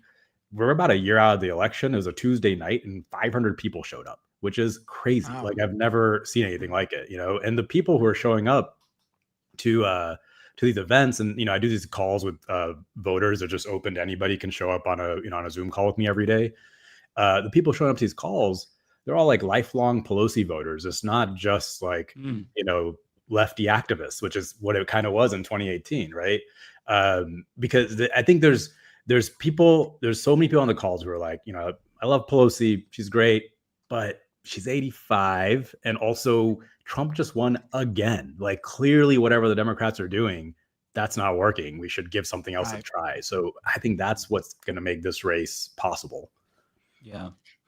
And does anyone have any other questions? So I'm just getting introduced to you, to be honest, but I know that you have a background in tech, and then there was politics. So how do you think your background in tech helps you get ready for going against Nancy Pelosi? I know, she's been in this position for a very long time, and some people probably look at your background in tech as something questionable, but how do you think that helps you to be someone who can take the seat from Pelosi? Well, I do want to state, like, I worked in tech in 2009, for about 3 or 4 years. And like a lot of my politics actually comes from that experience, because it's really crazy, right? Like the entire tech world, it's sort of set up to be this lottery system where you go in and you can, make it big and be rich. But then as I work through tech, it just like, it's so clear to you living in San Francisco what the ill effects of this extreme inequality is in San Francisco, right? Like you've got people who are making it huge while like the rest of society can barely afford a home or will never afford a secure retirement, right? And like the way I talk about, it's not like I'm ashamed of working in tech. I worked hard. I love the stuff I built, but I didn't work harder than like a teacher, does every day, or a nurse does every day. It's like, what kind of economy? How do you like? And I think a country with an economy set up like this, that's just like a lottery-based economy, is doomed to fail. I think it's completely insane. And that's really what sort of radicalized me to go into progressive politics for the last 10 years. And so what I found though, because I talk to tech people and I know how to talk to tech people, and I never whenever I talk to people, I'm very clear about what I'm running on. I think a lot of tech workers in San Francisco, I really make this divide between tech workers and sort of the VC class. Tech workers in San Francisco tend to actually be fairly progressive, and they are really embarrassed by what they see happening with people like Peter Thiel and David Sachs and Chamath and all these kind of all-in guys who are going in and just doing this naked opportunism with Trump and just like kissing the ring. And so I think like my background in tech is something I can use to like speak to them and get into those rooms and just be able to organize that community as well. But beyond that, I do have experience building out tools on campaigns. I've built out like texting tools on campaigns, and I've built out stuff before. So, when it comes to the actual nitty gritty of running the campaign, I've got some thoughts on that. But at the end of the day, I'm a believer that campaign tactics move the needle like a few percentage points. At the end of the day, it really is about the moment and the message, like, can you hit the right moment with the right candidate and the right message? And so, I think the background tech is really more about whose ears will be open to what I'm talking about. I wanted to piggyback off of what Rebecca said, because, as she alluded to in this space, we were just shitting on AI for like 2 hours before you jumped in. So tech right now, there's a lot of skepticism, particularly like on the left, just because, there's automation, there's AI. We're worried about the implications of this on the job market, how it's going to displace so many more workers. But on top of that, it says in your Twitter profile that you were like one of the founders, like the founding engineer of Stripe. And on that note, I'm curious if there's anything regarding like current shares or connections to the company that we should be concerned about if you were to get elected to Congress. Like if you own stake in the company still, how do we know that, that's not going to affect your votes? Furthermore, Stripe has been on the BDS list because they're co-founders. One is a Zionist, one went to Israel. They've blocked pro-Palestinian groups. So I'm wondering if you had any thoughts on that, and if you felt like a responsibility to condemn the company's behavior. And it's not just Stripe. So many companies, as you said, have become, they've taken such a strong right-wing turn, and in my opinion, they've basically capitulated to fascism. So I'm wondering, like, if you could clarify anything there, because I know it will come up, especially because any company with AI, like, there's going to be that stink on you. So I'm just hoping you can kind of clarify. Yeah, no, I mean, I'm gonna disclose all my finances, but this is one of those places where I just have to be clear on my positions. And in the past, I've been very clear on more regulation, especially for financial technology companies. I'm a deep believer that the financialization of our economy actually is a big problem, right? And I'm not going to compromise on that. My plan in general, if I go into Congress, is whatever assets I have, I'm not going to be in charge of. I'm going to put it in a blind trust and be hands off on it, right? But yeah, I agree. Like, I don't want that to be something where people think there's something to be worried about. I think the way I communicate again on it is just being very clear about what I do want to do and how I plan to vote. When it comes to the BDS list, I actually wasn't aware of that Stripe was on the BDS list. I think that is bad. What are they doing specifically? Are they helping out the government in Israel? Or is they're not helping out per se, but the founder or the CEO of Stripe, he went to Tel Aviv, and this was a year into the genocide, and tweeted about it. And a lot of people thought that this was not just an endorsement of Israel, but a betrayal of his former values, because I want to say, like, years before that, he was in Ramallah and he was talking to Palestinian tech entrepreneurs about how he felt like he was one of them because he's Irish. So, there's that kinship there between Palestinians and the Irish. So for him to do that, it really felt like a betrayal. And a lot of people were particularly mad about him because he knew better as, somebody who was Irish and who had previously pledged support to Palestinians. So that's why it was kind of I don't know if you actually spoke on that, but I just wanted to know, like, if you said anything and put it on the record, just because I didn't even know about that, Mike, about him going to I missed that. First. I mean, wow. I'm on these tech people. I'm not just, yeah, no, I'm like, I'm not in touch with them anymore, so I have no idea what his views are on Israel and Palestine. But it is surprising to me, given because they identify as very Irish. They'd always talk about how Irish they are. Yeah, but he was a loud supporter before this. So yeah, right. It is. Yeah. Yeah, I mean, I guess this is one of those places. I'm very publicly critical, obviously, of what Israel is doing right now. And I think there is a genocide going on in Gaza. So if they are aiding and abetting on that, I will call that out. Yeah, absolutely. Good. Would you throw him in a gulag potentially? I'm just kidding. Sorry. You weren't a Stripe founder. You were a founding engineer, which means you were a hire, right? Like I was a hire, yeah.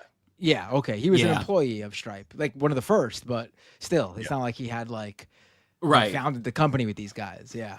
And I love the idea of like you being this, you came from the tech world, you've seen like how the sausage is made, and you saw the corruption, and you became a class traitor, and you used what you know to like tear it apart in Congress. Because and one of the reasons why when I made a video about like a bunch of candidates running, and the only reason why I decided to include you in there is because of your progressive bona fides.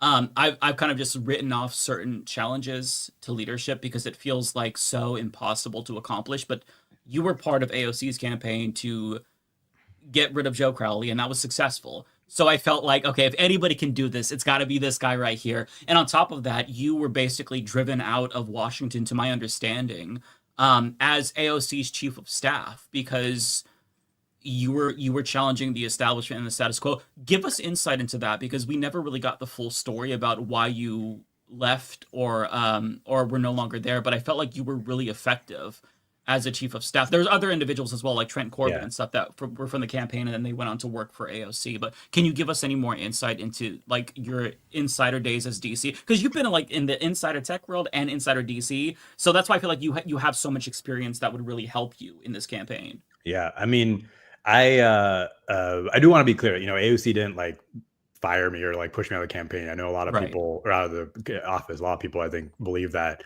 Okay. I got in.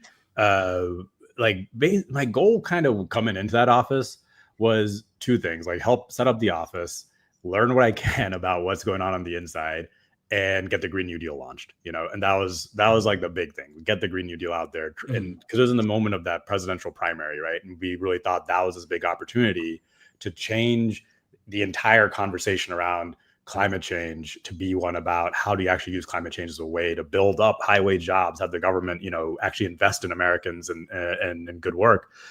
And I'd say like once I finished that initial bit, which was around like April, I had a baby coming on the way in July, and I started talking to AOC about transitioning out for two reasons. One was like, I didn't think, if she was going to be in there for a while, my skill set was disruptive, to say the least. It wasn't like, I'm not going to be the one who's going to figure out the best way to work within the committees to like get whatever legislation, blah, yada, yada, yada, right? That wasn't what I was really interested in doing there.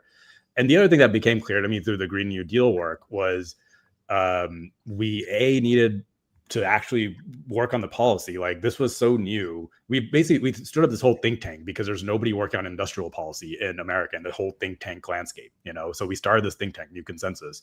So I want to work on that.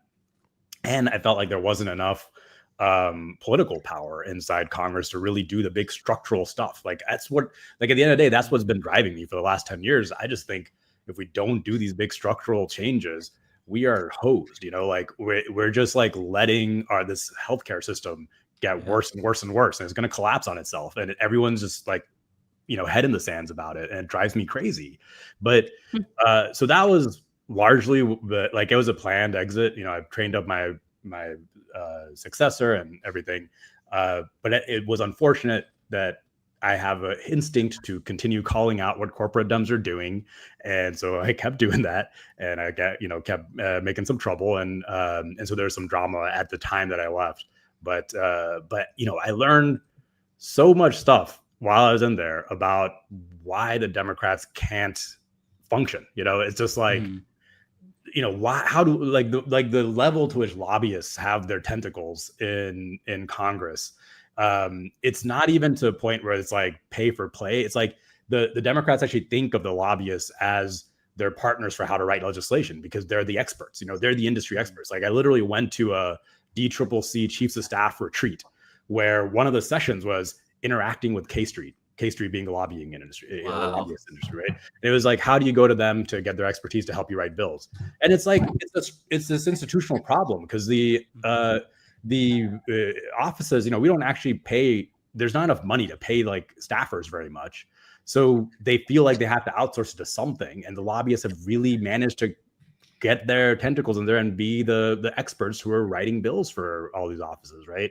The level to which money in politics and like the level to which Congress people feel like their main job is just fundraising was eye-opening. Like it really made me realize how little people do just on the basics. If you just want to go in there and be a legislator and like do your committee work, so few people take that seriously. And that was one of the reasons AOC, I think, was good at the committee stuff. It's just because she tried, right? But yeah, it was a planned exit. But I did learn about a lot of dysfunction in that place. That clears it up because as an outsider, I got the impression that you were like everybody, like the establishment Democrats in particular, didn't like you, and so you were pushed out. So it is nice to know that like it was planned and they didn't like squeeze you out because like it's hard to tell how nefarious these actors are from the outside and what they're willing to do. So, all you can do is speculate. They did want me out. I just want to make it clear that like AOC didn't actually like cave to that and be like, oh, you got to get out. Right. Like I left on my own accord. Okay. So you have some, you had some criticisms for the Democratic Party, right? Just like a lot of people do, but you called them, I think it was like paralyzed and unprepared. So what is it that you plan to do? Because, first of all, Nancy Pelosi's spot, it's a big spot, right? It's been something that she has been sitting in for a very long time. And of course, we are looking to get something fresh, something new, but something for change. So with the criticism that you provided saying that, the Democratic Party is unprepared and paralyzed, I mean, those are some deep criticisms, but what is it that you can bring to reform that? Like, give me a few things that will help it not be paralyzed and help it, people really do some change, including you, but help, the party actually be inspired to change for change. Yeah, I mean, first off, when it's just coming to like fighting Trump, I think the party is not taking seriously that there is an authoritarian coup in process, right? I think the party's really treating this as like a politics as usual. Like we're gonna lay back. We're gonna let there be a build up to Trump, a backlash to Trump build up, and then we're gonna win on the pendulum swing back our way, which is really hopeful thinking. I think when it comes to fighting, there's basically I think a lot of it is just like being a little quick on your feet. I'll give like one example. When Elon Musk showed up and he started up Doge and he took over the federal government. He installed this computer at OPM, which is kind of like the HR system for the federal government, right? And that's what he was using to like blast email out sort of instructions to like fire all the federal workers. The thing is, he didn't secure the system, so it was hilarious. Like Ken Klippenstein, sent out a Substack link to everybody, right?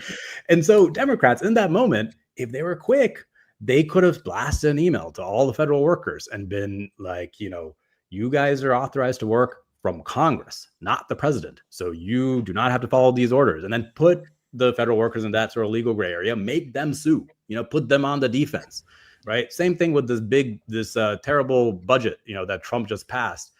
I did a video about, there's this thing called a Congressional Review Act. I know this is getting in the weeds, but this is the kind of stuff that they could be doing if they really tried. But like, there's a thing called a Congressional Review Act, which is basically a thing that allows any 30 senators in the Senate to take up floor time to review executive actions.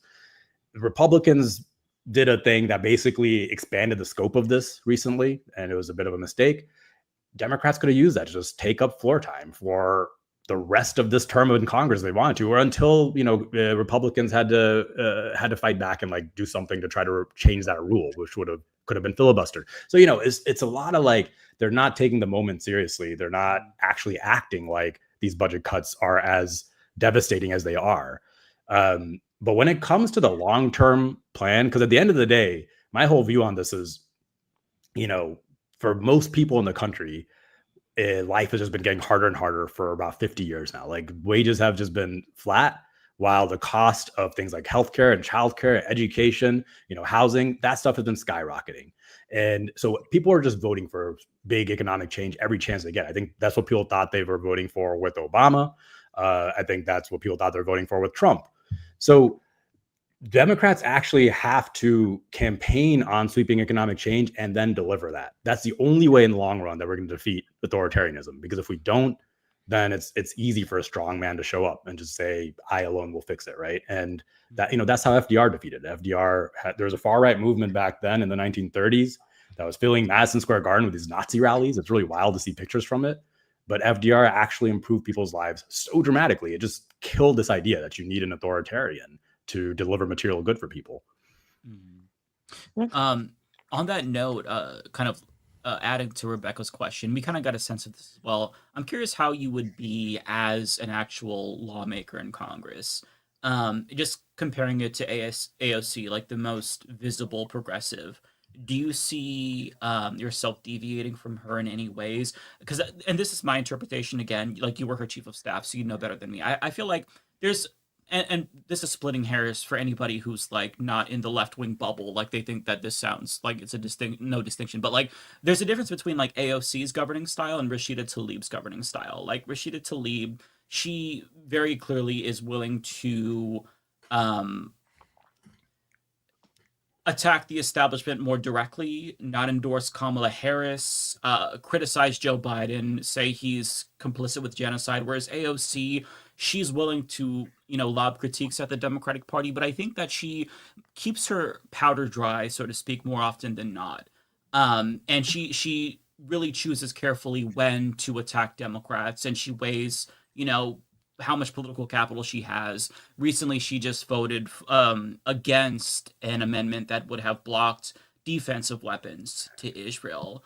And I think, like, nobody really knows why, aside from her just saying she supports that. But I can't imagine her supporting that. So the question is like, is she doing this for political capital in hopes of getting like something else from Democrats? Just like walk us through how you would operate as a lawmaker. Like, do you think it's better to go along to get along sometimes?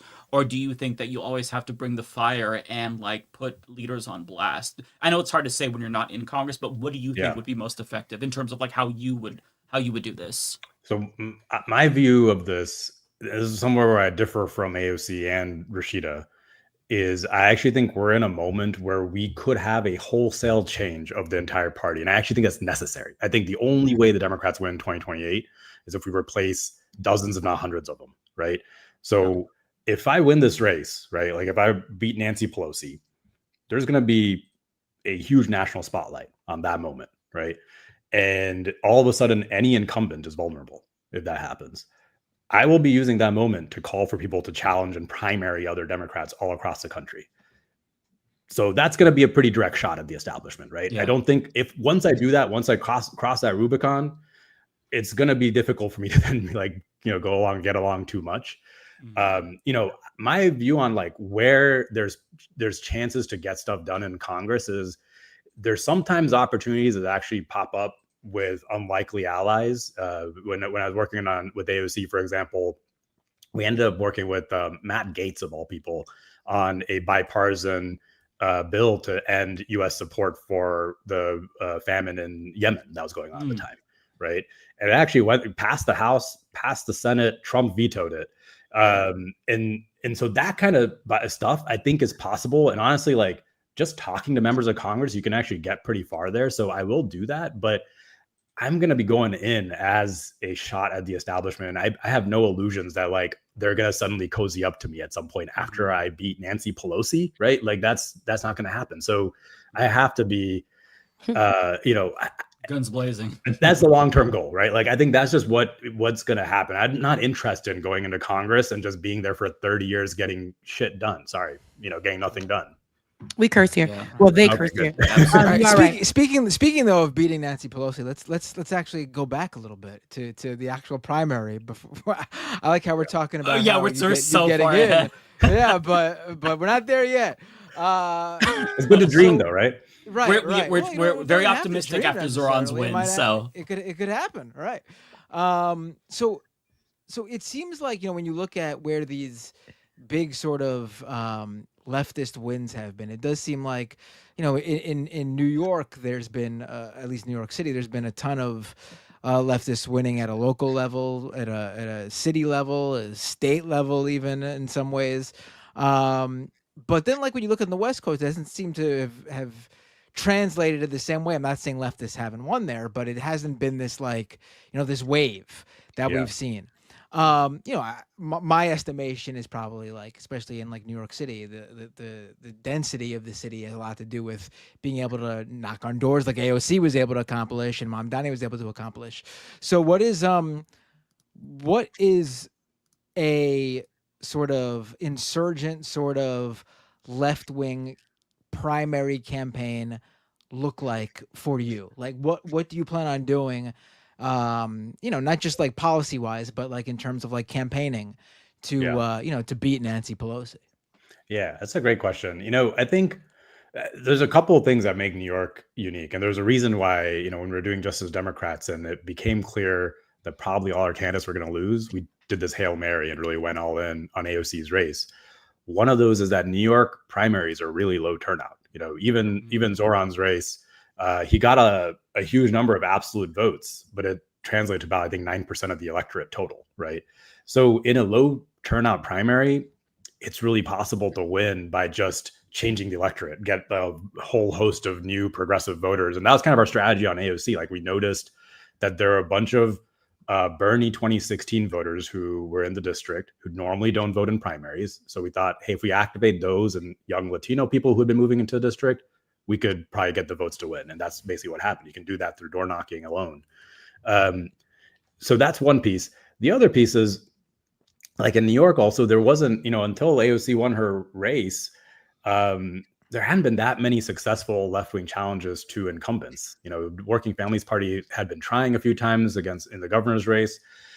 But I think that win is kind of what, to some extent, catalyzed the larger movement that started winning assembly races, started winning state senate races, and then eventually, it was really cool to see on Zoran's campaign a bunch of the same names from folks I'd worked with on AOC's race, right? Like they really did a lot of work to turn that into a lasting movement.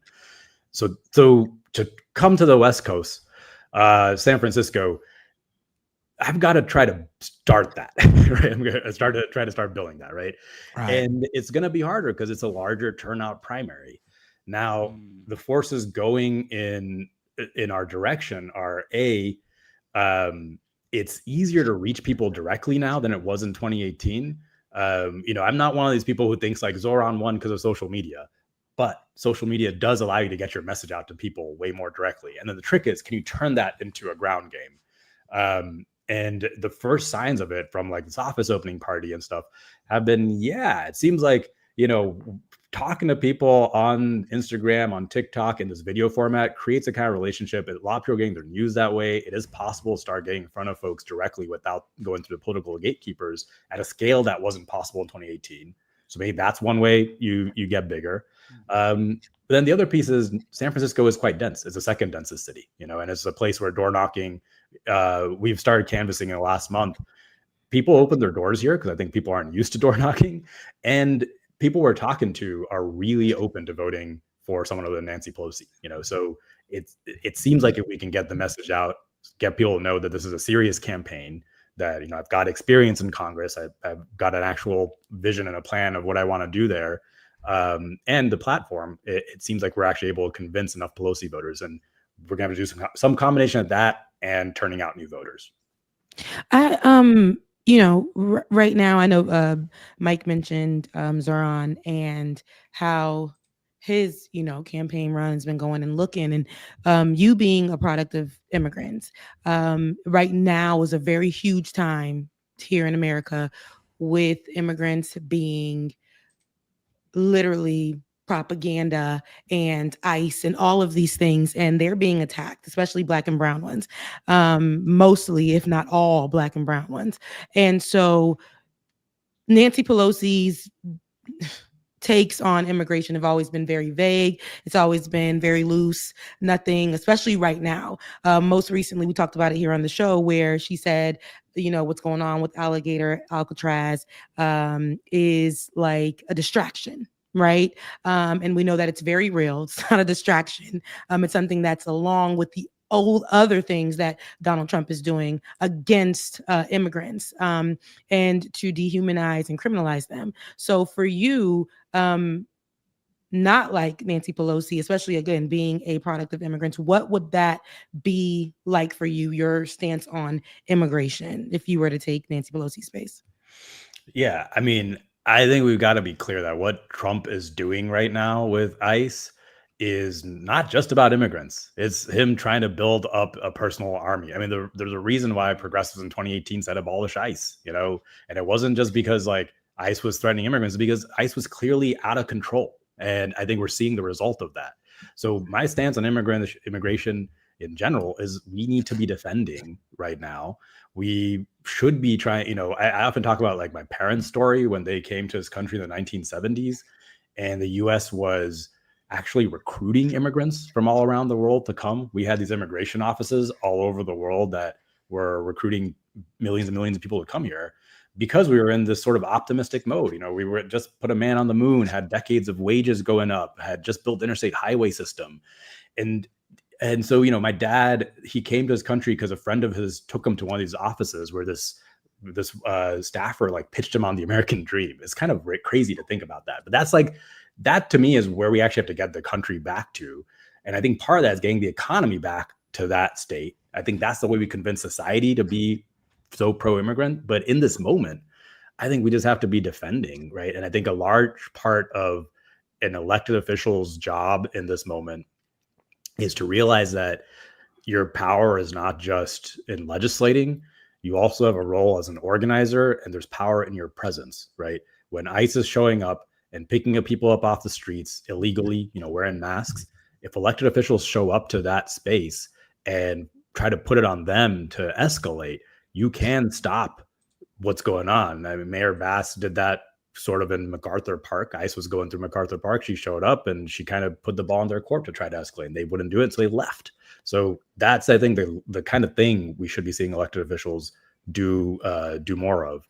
I do have a funny story with Abolish ICE stuff. I remember when we met Nancy Pelosi in a restaurant after AOC won.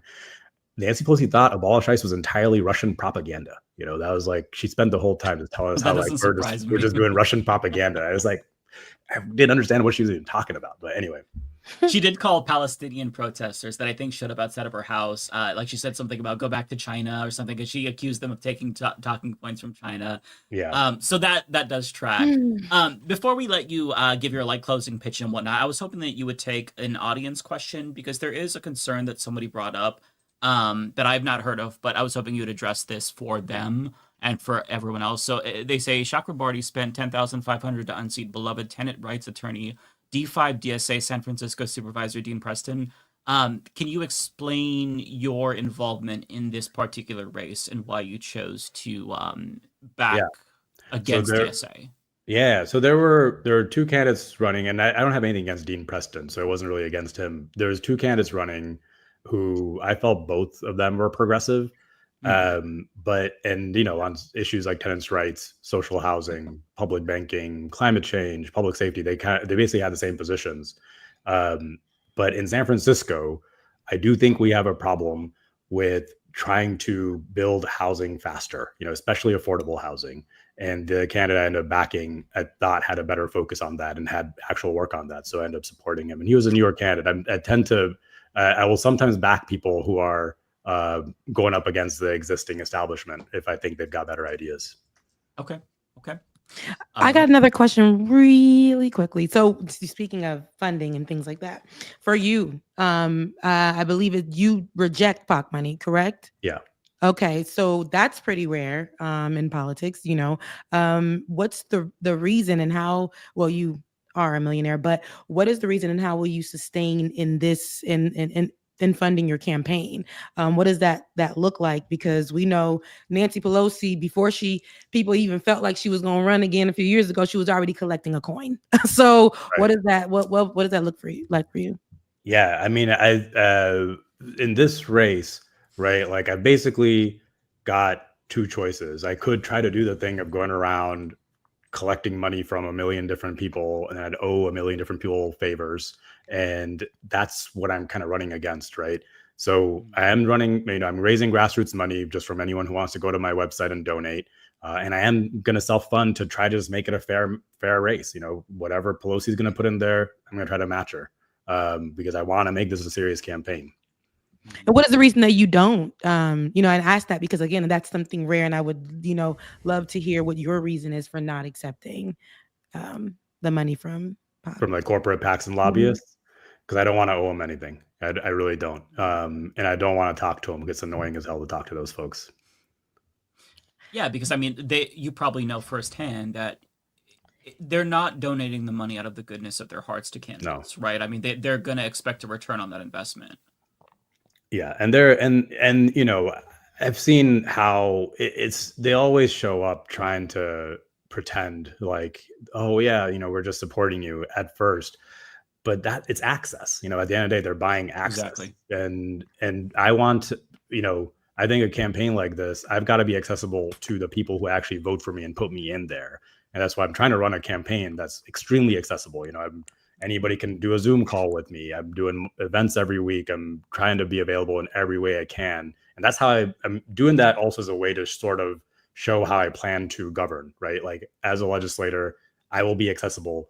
I'm sure there will be times where I do things where people will disagree. I will answer every question, right? I'll always take any criticism. And I think that's how you become a better legislator. But I don't want to do, it's just gross, I think, to just be like dealing with these corporate PACs who don't even live in the district and are just buying access. Yeah, I mean, if you're going to talk the talk, you've got to walk the walk, which is why I really respect candidates who reject PAC money, because it's easier. You can raise a lot of money quickly if you agree to do that, but you are making a deal with the devil. And as we've seen, you end up just not representing the people. And I always refer to this 2014 Princeton study about how Doctors Gillens and Page, they looked at policy outcomes and like preferences. And when you look at elites, special interests, what they want gets passed into law more often than not. But when you look at just regular working class people, we have a statistically insignificant impact on policy outcomes. And that's because there's that money. So yeah, I don't know if Rebecca or Matt, if you had any other questions before we close. And one more, I you was gonna mentioned say, like, go ahead. sorry. Yeah. You No, go mentioned ahead. being accessible. So you'd agree that the way that Nancy Pelosi's been governing, she's just kind of like not accessible. She's just seated. For you, I would say, even in how you're saying like how you would show up and how you would make an example about how you would govern. You are younger, and I think that we need somebody fresh and young and that knows how to use Zoom. But I say, I say, how is it that, would you agree with me saying that she is not accessible?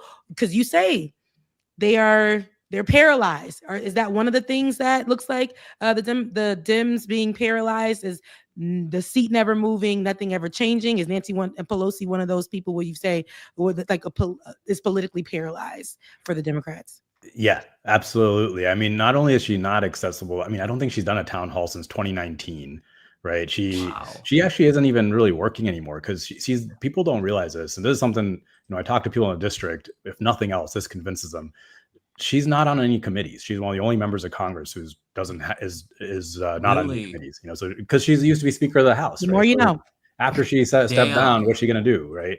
And the other piece of it is, especially in a moment like now, like if I go in 2026, I'm not going to be able to get Medicare for all passed with Trump as president, right? I'm not going to be able to do the big stuff right then.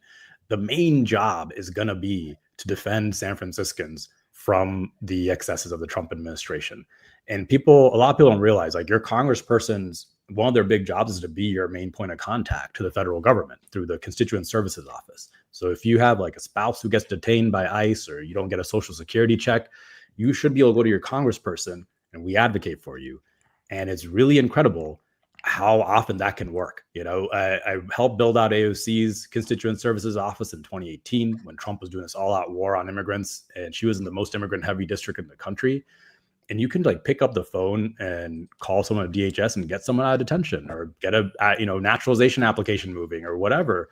It's sort of like you use the bureaucracy as their own weakness, right? Like if you just have the gumption, you're like, go, you can try to do a lot of defense that way.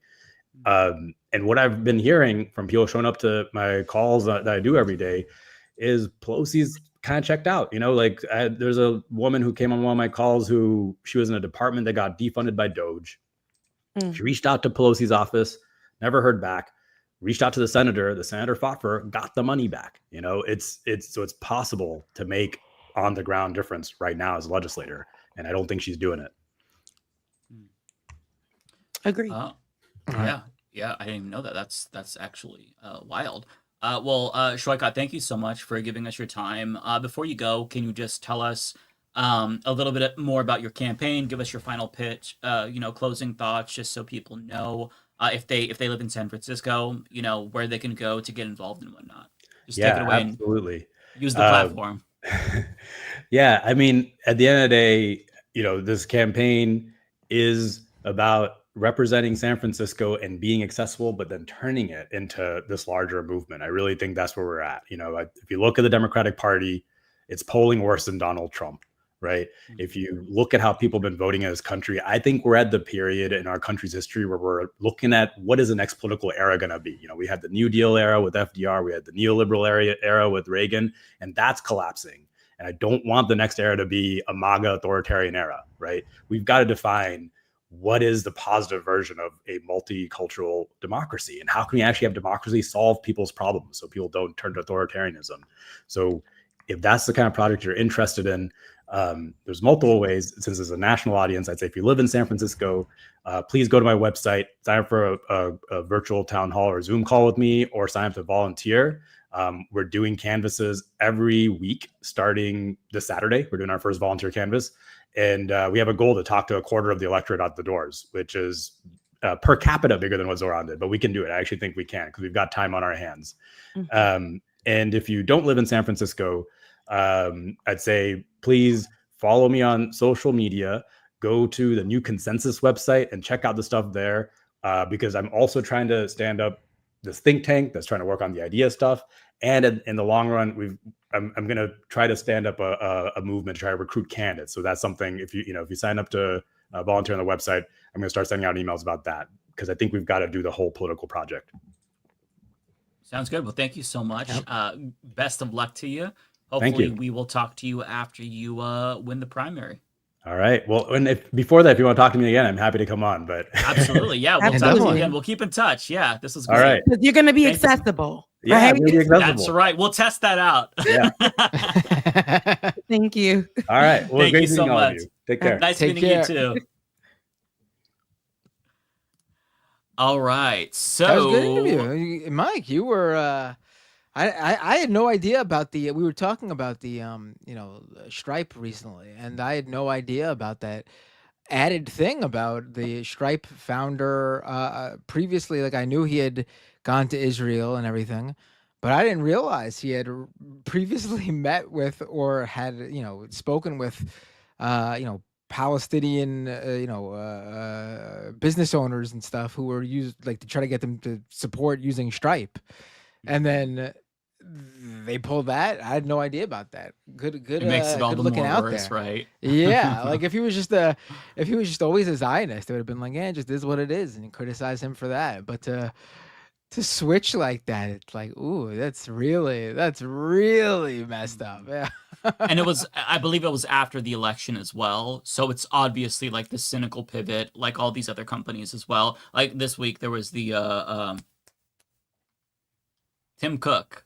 He brought Trump this like Apple plaque in 24 karat gold to get like this exemption for the tariffs. It's like, fuck you. Like, I'm so sick of these companies. All these tech companies, like, they always, like, for the past, like, 10 years, they've, like, pink-washed themselves and woke-washed themselves and talked about how, they are committed to social justice and equity, only for them to go full fucking Hitler the second Trump gets elected. It's just crazy. Like, it goes to show everybody that, like, capitalism is not your friend. These companies have no morals. They are just, like, these machines that exist solely to maximize profit, and if they have to put on, like, a fucking smiley face and go grovel at the feet of Donald Trump, they'll do that. They'll kiss some ass. They'll pucker up real good, because that's what these companies are all about. Money, money, money. So yeah, that was weird what Tim was doing, but I'm not shocked, because that's usually what the it gave a lot of things. I'm just we've done enough of crazy talk on this episode, so we ain't gonna backtrack. But yeah, we should check back in as the race gets closer, though. We should have absolutely. Yeah, that'd be great. I yeah. think it'd be cool to have on candidates running for Congress and ask them really good questions, because like, now's the time, I think, when we do have more of an opportunity. Yeah, for sure. Well, should we get to super chats? Absolutely. Rebecca is tired. Y'all don't have me here past 10:30. Yeah, that's my one critique of the interview. We should have done it earlier. Yes, y'all had that man here after hours, after we finished. First of all, the way this is gonna play out, it's 7. To be fair, it's 7 p.m. for him, because he's in California. Oh, where is he? It's California. Yeah. That's what he's running against Nancy Pelosi. Look, yeah. look, I don't know where he is right now. I was like, okay, yeah. I'm talking about the only time that matters in this world. My brain was not firing on all cylinders when he came on at my time, like 10 p.m. I need an earlier. If I'm gonna do a serious interview like that, I need an earlier time zone. To be fair, this was what they were available for. I told them they can come on for any like 30-minute slot within our show. And this was what worked for them. But yeah, earlier would have been better. But because we done finished talking about people falling in love and hunching. We had like this unhinged show about crazy shit. I had a hard time transitioning. Yeah, I had a hard time going from AI guy cheating on his wife and AI chatbot to, and so you're gonna run against Nancy Pelosi. And again, I haven't been keeping up with all that's happening. I'll be honest, for on that level, I've been more local with mine, and so but it is good that we got to speak with him, because I ain't even know that man for real, but now we know, right? Although and now we know. I think I've proved my point with you, Rebecca, because it's earlier for us, and you just had a whole conversation with a guy primarying Nancy Pelosi, and then you asked me, where does he live again? And he said, and he definitely, it's crazy.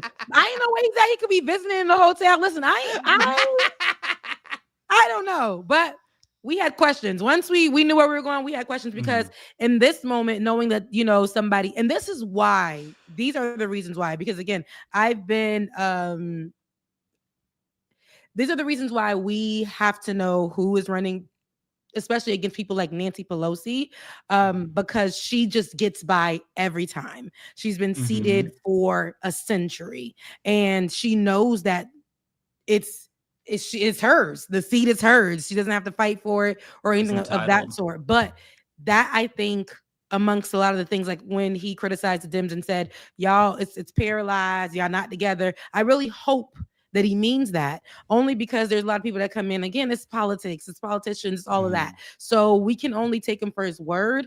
But I really hope you mean that, because in the meantime, when you come back, we're going to look for you to really challenge them in that way. I know, like, I'm glad that he understands that because Donald Trump is president and because of the things that he already put in place, it's not going to be going in there and then automatic big changes. However, going in there and not being like the rest of the Dems, and I can't say all of them are like that because it's not that, but the ones that are just sitting there doing nothing and just collecting a check, or like Nancy Pelosi, who was just used to being in the seat, and when she gets a mic in front of her face, says all the wrong things, and she's not even available to do work. I know she's old, and I don't say that because I'm trying to be an ageist, but she's vintage, and she's been sitting in the seat, and now she's not accessible. We don't ever hear her.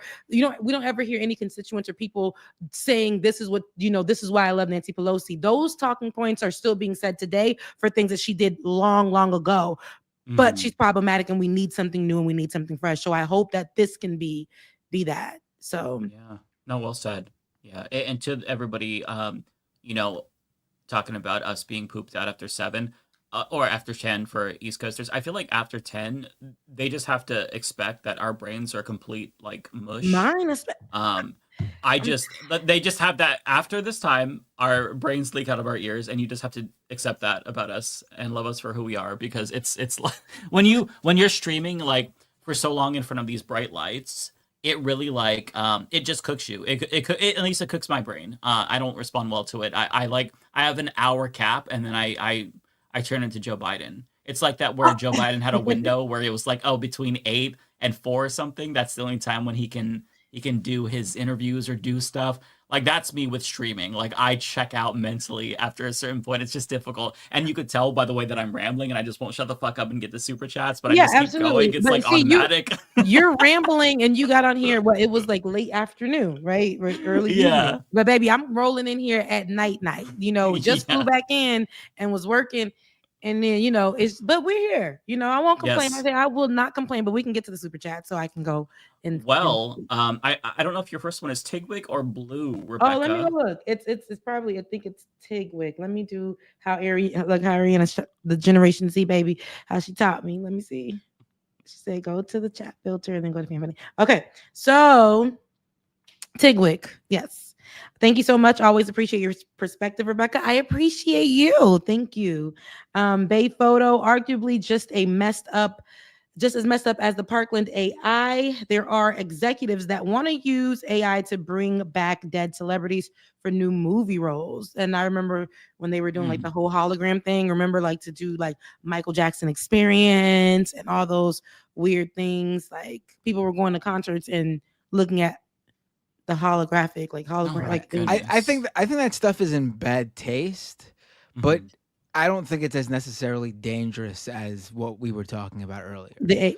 Yeah, like, listen, like, we don't know these celebrities. Like, I think it's terrible. You shouldn't do it. But to me, it's not gonna do any. It's more, I don't want to say any, but it's not gonna do as much harm as people using it for their own family members or people they know in real life. Like, I think it's just in bad taste. Like, you don't need to do that. You don't need to bring back dead celebrities. There's plenty of living people who can do entertainment roles, jobs, whatever. And if you really are such a big fan of that deceased celebrity, then there is a ton of content of theirs from when they were alive that's out there. If you want something new from them, that's too bad, because they're dead. They can't make anything new, and anything that's supposedly new from them that's created by AI isn't actually made by them. It was created by an AI that's trying to mimic them and is not them.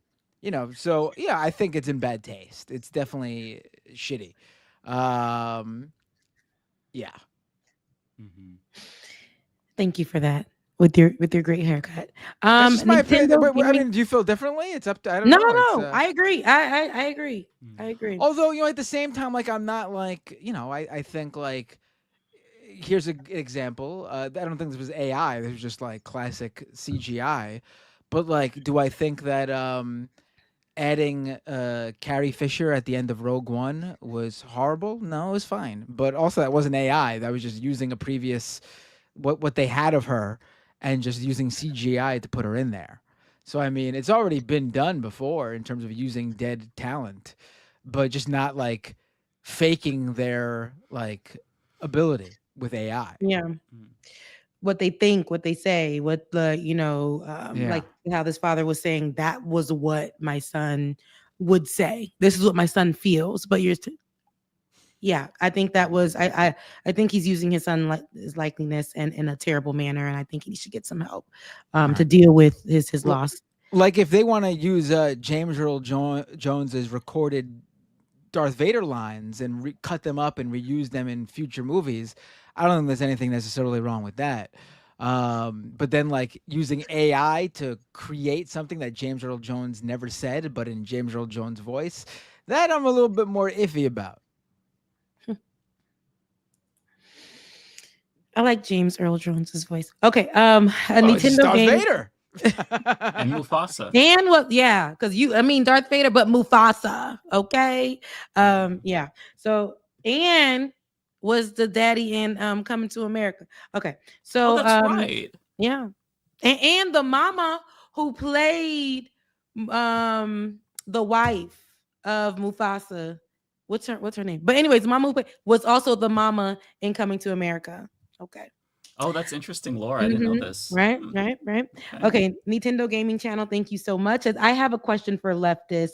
Did you notice U.S.'s ICE under Orange Man Hitler is exactly like Gestapo-based kidnapping people, etc.? Yeah. I mean, yes, absolutely. It's all it's a lot of things. But yes. Prairie Fire, I appreciate you, and I missed seeing your name pop up in the chat. This AI booty call stuff is devil tech.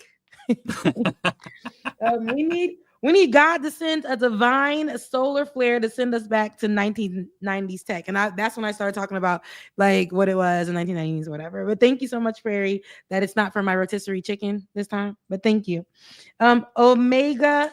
Shinron Dragon. Omega. Damn, Becca was on Lava Life like that. Y'all remember that was the commercial. It was Lava Life. That was the commercial that used to come on after hours, and you would call that 888 number. I can't believe you remember. It was Lava Life, and you would call in, and they were like, dun, dun, dun, "You've reached Lava Life," like that, and then it goes in the whole thing. What? Where were my parents? First of all, anywho, what a time.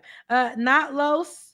Thank you so much. Great show. It absolutely was. I missed y'all very much. Chris, progressive primary challengers should write the legislation they agree on, put it on a website together and say, this is what we want to do.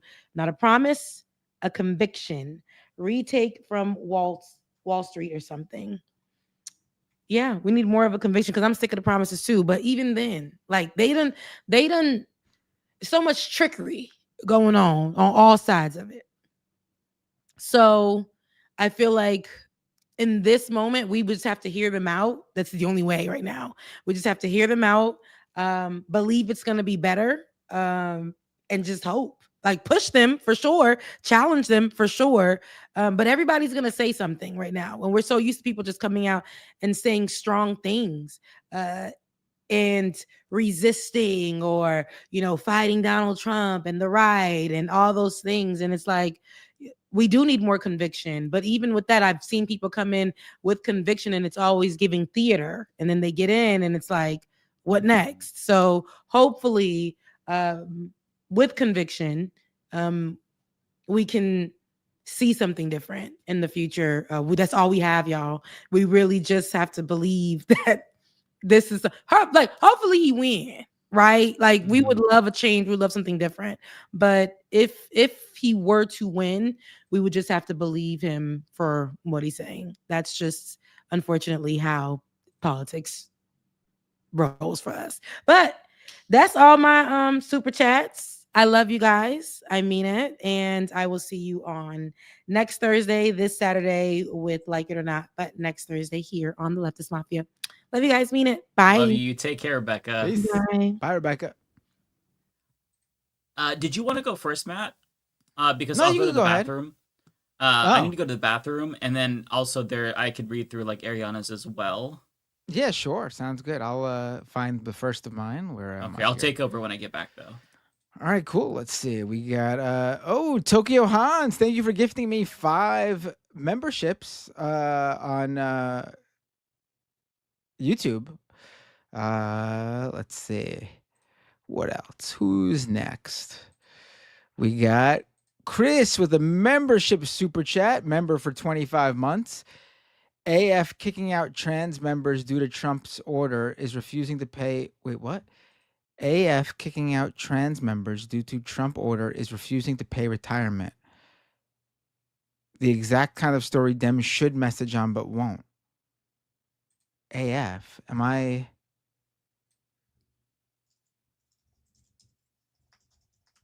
What?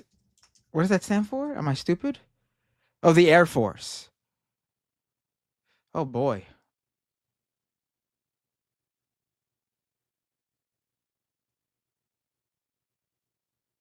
I feel like there should be a lawsuit there. Jeez. Tokyo Hans with another super chat here. To the TikTokers out there, welcome to not only Leftist, but Leftist Mafia.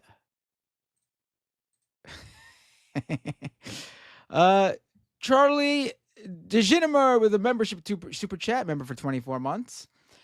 To be fair, I'd rather be broke than a Nazi too. Well, who wouldn't? Well, obviously Nazis, but I mean. Let's see. Bay Photo with a super chat, member for 25 months. I saw an AI video of a puppy giving the State of the Union speech. So, Matt, I have to ask, why won't you condemn Hamas? Don't ignore the main points. It's a good one. It's incredible. That really pissed me off. Nintendo Gaming Channel with a super chat. I have a question for Leftist Mafia. Could you survive the outbreak, September 22nd, 1998 to October 1st, 1998, morning before city is destroyed in Raccoon City? Yeah, I don't know. I think I probably could. I think I could too.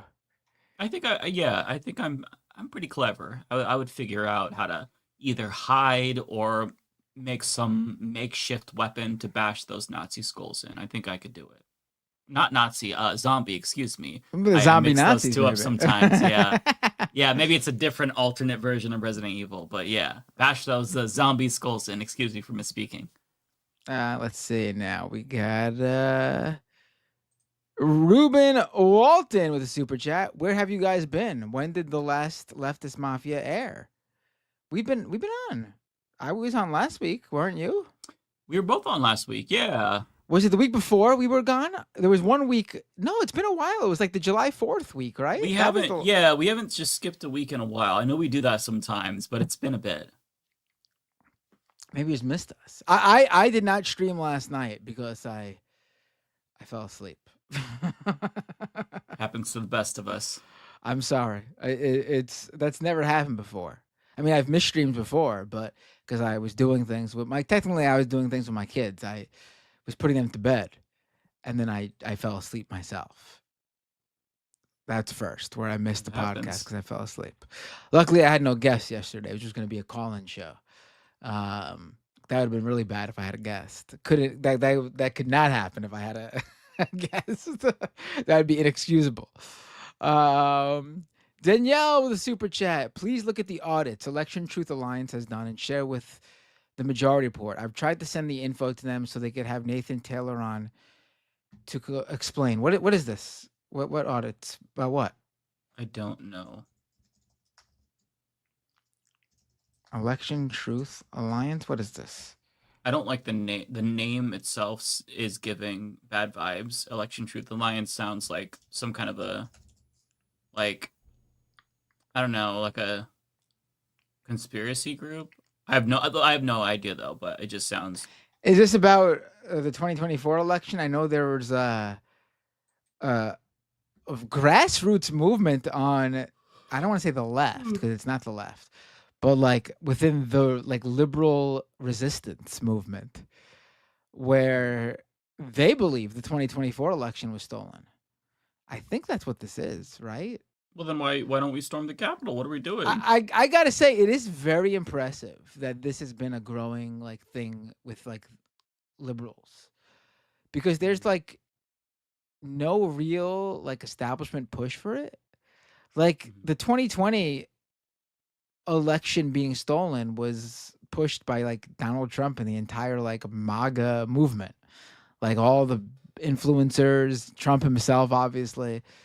There's been like no like establishment push of any sort of election fraud in 2024, but yet like this has grown within like the libs. I don't believe it. I don't believe it. I think, you know, I mean, there's always a baked-in number of like votes lost due to voter suppression and voter roll purges for sure. But I think in terms of like Trump switching votes, I'm not saying that's what they're saying, but there's no Trump did not win by much more than he got in 2020. Yeah. I don't even think he did get more than he got in 2020. What was the voter total? Hold on. I think he got more votes in 2020. No, or am I wrong? I don't remember. I think so. So he received over 77 million votes in 2024. And then he got more. He got 74 million votes in 2020. Okay. I mean, Biden got 81 million votes. You calculate that some people did cross over. Some people voted for the first time. Kamala lost 6 million votes compared to what Biden got in 2020. And honestly, I got to say, it makes sense, partially because of disillusionment with Democrats, partially between the fact that Joe Biden was a white man and Kamala Harris is a black woman. I'm just saying the truth of what probably happened. I'm not saying I'm supportive of it. Don't get me wrong. I actually liked Kamala better than Biden. But I think it makes sense, unfortunately. And if it was like, even if it was stolen, like there's not literally, and I don't think that it was, but there's like literally nothing that we can do. We're just like, we're in this ship now, and we're gonna ride this bitch till the wheels come off. Either way, the wheels are coming off. But yeah, I mean, I don't think the election was stolen. Having said that though, Matt, wouldn't you agree that it would be hilarious if liberals stormed the Capitol? I would genuinely love that. I think it would be hilarious. I'm not encouraging violence, but I just think that maybe like there was some like he stole it, like I don't know, some memes that could come out of it. That would be fun. I mean, but if you think about it though, what was the storming of the purpose of storming the Capitol for Trump supporters? It was to stop the losing vice president from making it official that the other party won the election. They wanted to take out Mike Pence. So to do the equivalent of storming the Capitol for libs would have had to storm the Capitol to attack Kamala Harris in order to make her swear herself in as president. Remember? Like that was the point was to hang Mike Pence, right? Because they didn't want him to confirm that Trump won. I mean, that Trump lost and that Biden won. So the equivalent would be you would need to incapacitate Kamala in order for her to not confirm that Trump won, and for Kamala to then be made president of the United States. Like, that's the equivalent. They could try to storm like some institution to try to find the Epstein files. I mean, you know, I'm not endorsing it, but if it happened, would I watch? Absolutely. I'd see every live stream I could find. Yeah. Like, they were chanting hang Mike Pence, right? Like, they also didn't want Mike Pence to become president. I mean,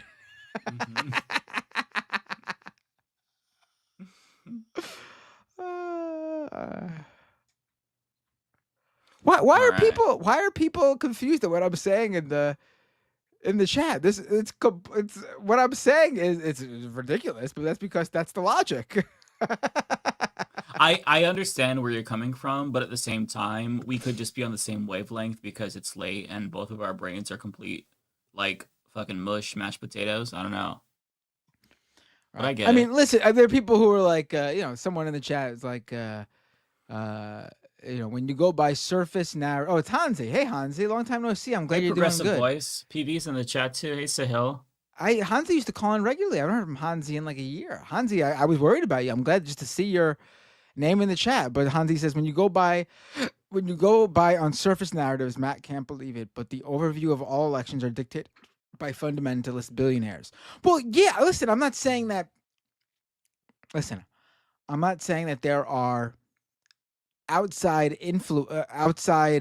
entities that influence elections. That's certainly the case. What I'm saying is there wasn't fraud that literally like changed people's votes or threw out votes in order to have Trump win. Like, that's just how people voted.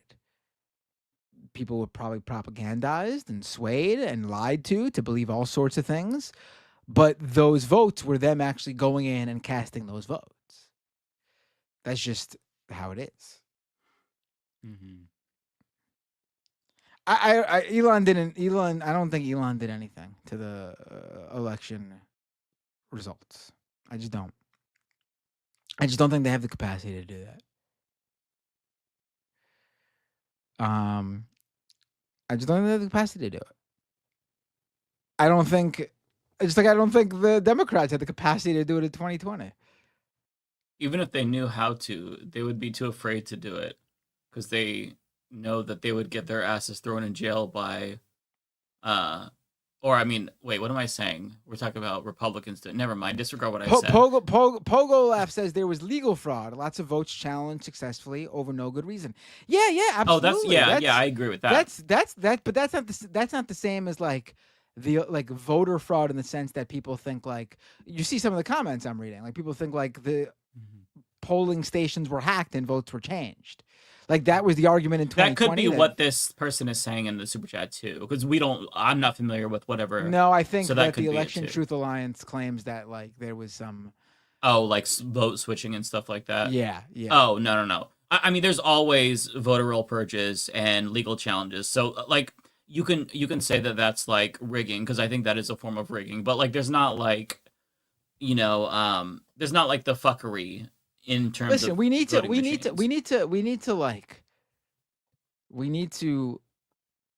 have a basis in reality. And the reality is that Democrats ran a horrible race, that Biden kneecapped Kamala horrifically. And then even with the odds stacked against her, she then decided to run a horrible campaign, refusing to differentiate herself from Biden. Also, you could blame that partially on Biden too, because he was begging her or forcing her hand to not run against his presidency, which would have helped her. And they lost. On top of that, Trump was lying about things. They were dealing with inflation due to COVID, and not due to COVID, with companies taking advantage of COVID to price gouge. And then they had no real response to that on top of that.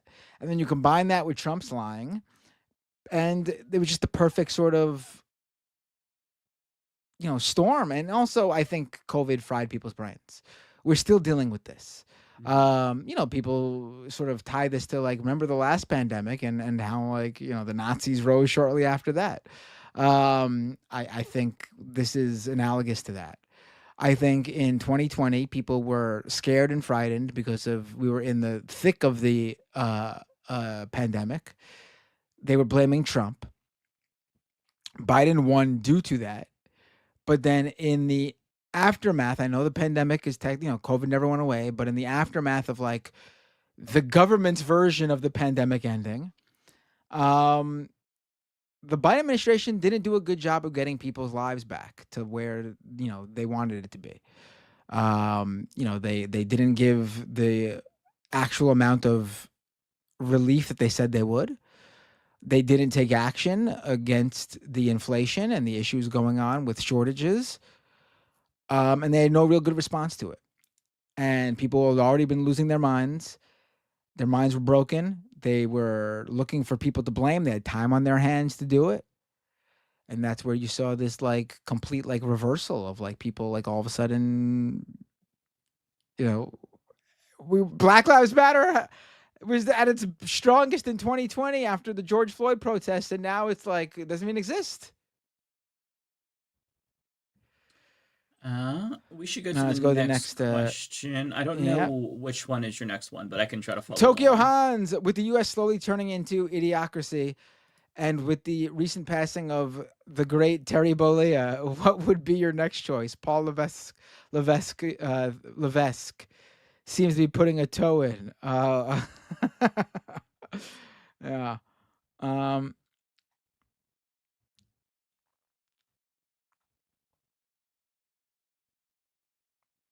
Let's see. Nintendo says, question for the Leftist Mafia. Could each of you survive cordyceps brain infection outbreak from the Last of Us series? Oh, I could survive that one 100%. Let me see. Sorry. Oh, yeah. It wouldn't even affect me at all. I might be a little bit like sluggish, but I'd be fine. Yeah, I'd put that shit on my pizza. It's like it was mushrooms. I wouldn't eat it because I'm not a fan, but yeah, I'd be perfectly fine. I'm not worried. Jacqueline, just with a nice super chat. Nothing, just throwing me some bucks. Nothing to be said. Thank you, Jacqueline. Really appreciate it. Tropical Ding Dong says, bruh, why do none of you run ad blockers? Just honestly, just lazy. Yeah, same. I have an ad blocker. I just haven't updated it. So also for YouTube, I'm not gonna put it. I think creators should get that money. You're just hurting creators by having an ad blocker on YouTube. I've got premium on YouTube, so yeah, if you're gonna, it's perfect. Like YouTube is the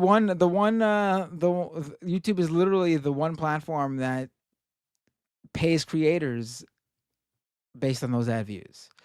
I feel like if there's any platform you don't do ad block on, it should be YouTube. Yeah. I don't care if you do it on any others. They don't pay me.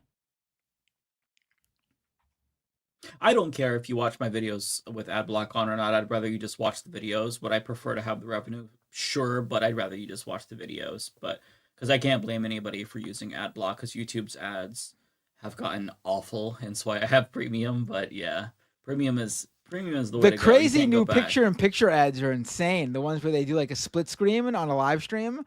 That's crazy. I haven't seen that yet. I'm so glad I have premium. Like how TV shows do it. Like that's crazy. The split screen ads. I see them on the majority report all the time. Awful. Oh, that's awful. I wonder if they're just doing that on like the bigger channels for now. I don't know. I have no idea what's even being played anymore since I have the YouTube Premium. You just can't go back after that, especially with how annoying they become. Chris with a super chat. Small point. CBS never called her his wife. He is thinking of marrying his phone before his live-in girlfriend and mother of his child. Oh boy, that guy's got problems. Yeah. Praying for him. Tokyo Hans, chat, calm down. I know Binder's a huge Pelosi boy like the rest of us, but let us hear how do you pronounce his first name again? I don't want to mess it up. Saikat. Let's hear Saikat out. She is getting up there, and he seems like a good person to take over. No, yeah, I was thrilled that he was on. I asked him I wanted to focus on the primary. Everyone else is getting a little bit too far ahead of themselves, talking about what's he going to do in Congress. He's got to win the primary first. Karachi with the super chat. What about DACA platform, Path to Citizenship? What about it? Oh, hang on, I can't find. I think they wanted to ask that. I'm assuming. Oh, I'm sorry. So if you look at his platform, he supports DACA, as far as I know. In terms of policy, he is basically aligned with the left on basically every single issue, as far as I know. So yeah, he would support DACA and a path to citizenship. I'm glad you helped me out there, Mike, because I came off like, hey, what about it? Hey, what do you? Yeah, DACA, what about it?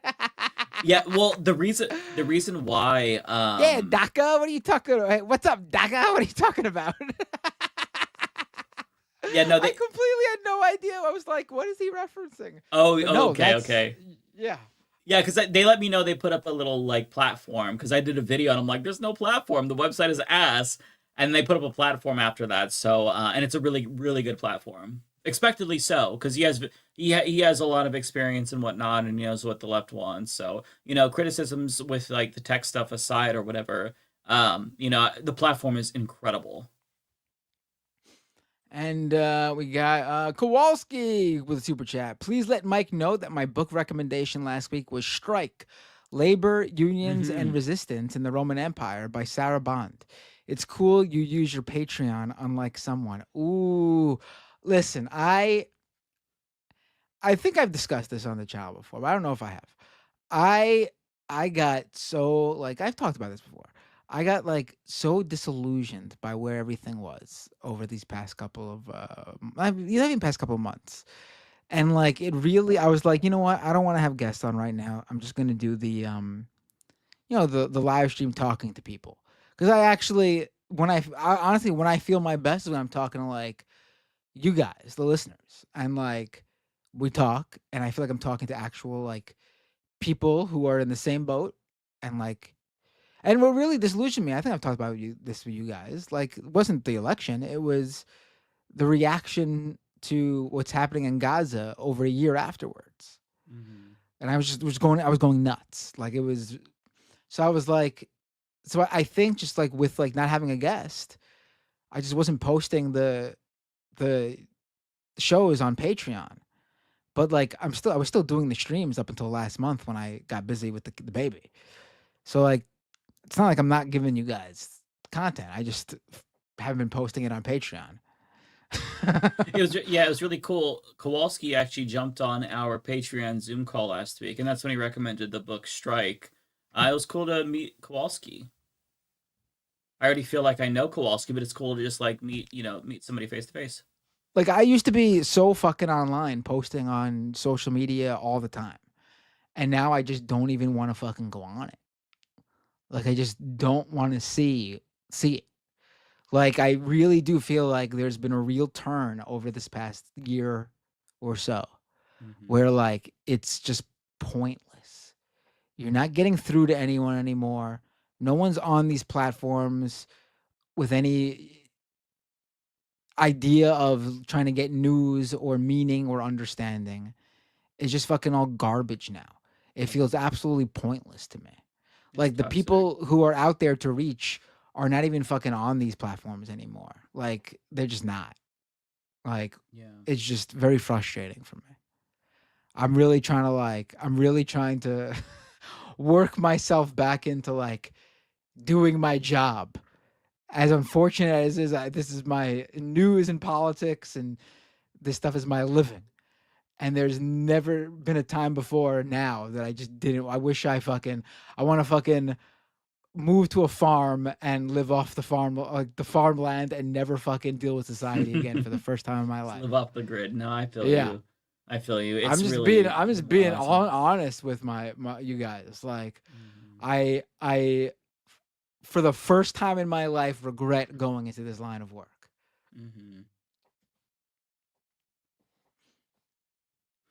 Do you have any other ones before I start reading? Oh yeah. Oh, you do? Okay. Sorry, I do. Sorry for telling you. Like, this is just, I'm just being honest. Like, it has been like, I used to really have fun doing this stuff. And like, I still have fun doing like the call-in streams, which is why I do them. And I still have fun doing Leftist Mafia. That's why I do it. But like, it has been like a fucking like, I have to really work myself up and to do this stuff. Like, I never felt it. And I've been doing this since 2010.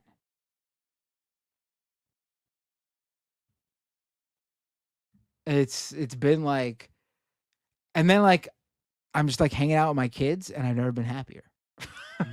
Yeah. Like, I've hung out with my kids before, but I've also been like having to deal with this other stuff that I do. It's just like being able to focus on them 100% and not deal with this shit. It's been like, but obviously I can't. Like, I obviously need money.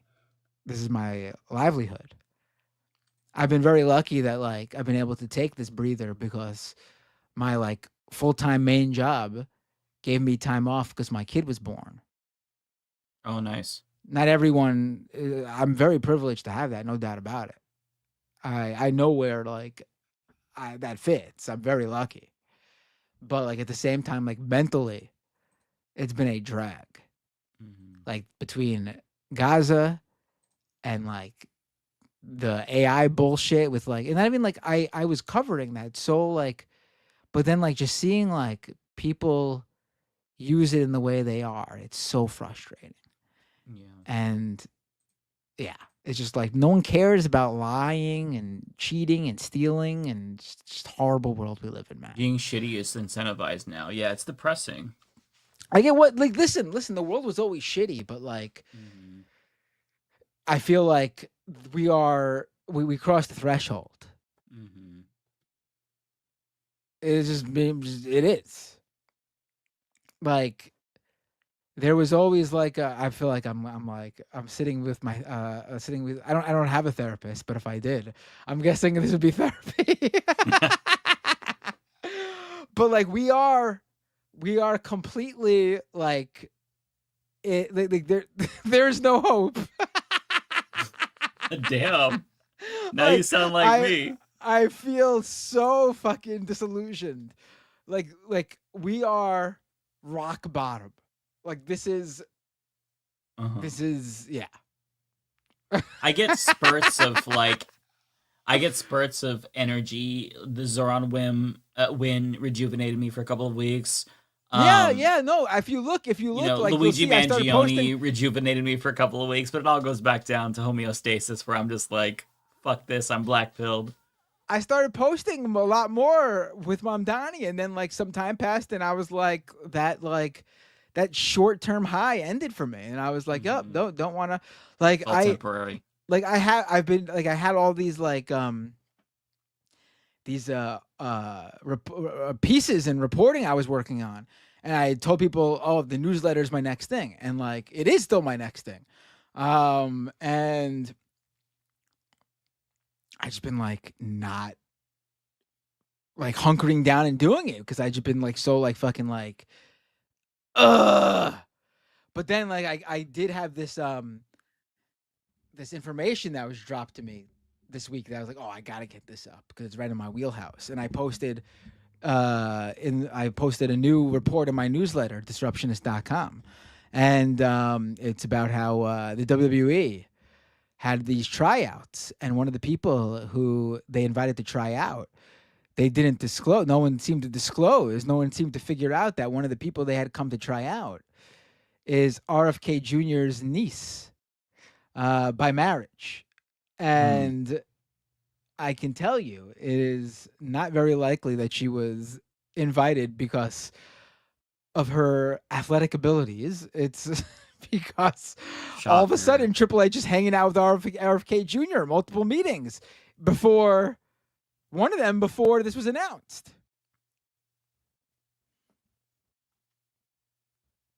But like I'm gonna get there. Like I need to. Hell, maybe this is my new maybe this is my new my new live streaming angle. I went from an optimist to I'm a fucking doomer. Everything is Terrible. Hey, I just got an idea. You should start a podcast called Doomed. The funny thing is, Doomed was never a doomer. Like the whole No, thing it never was. No. I was always super fucking optimistic on it, even though I was talking about the worst shit with. I honestly feel worse now than when I was covering like white supremacists and neo-Nazis and conspiracy theorists and QAnon every fucking week on Doomed. That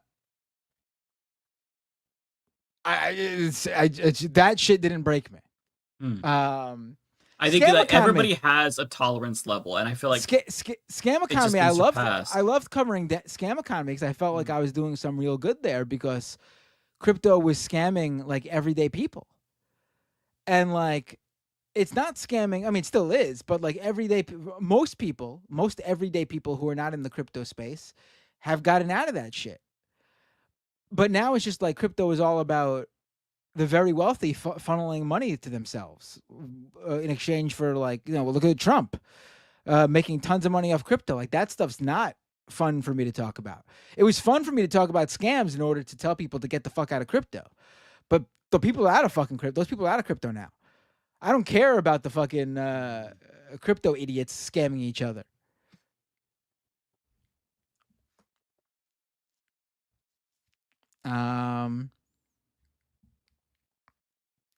Yeah, maybe I go the black pill route. Maybe I just fucking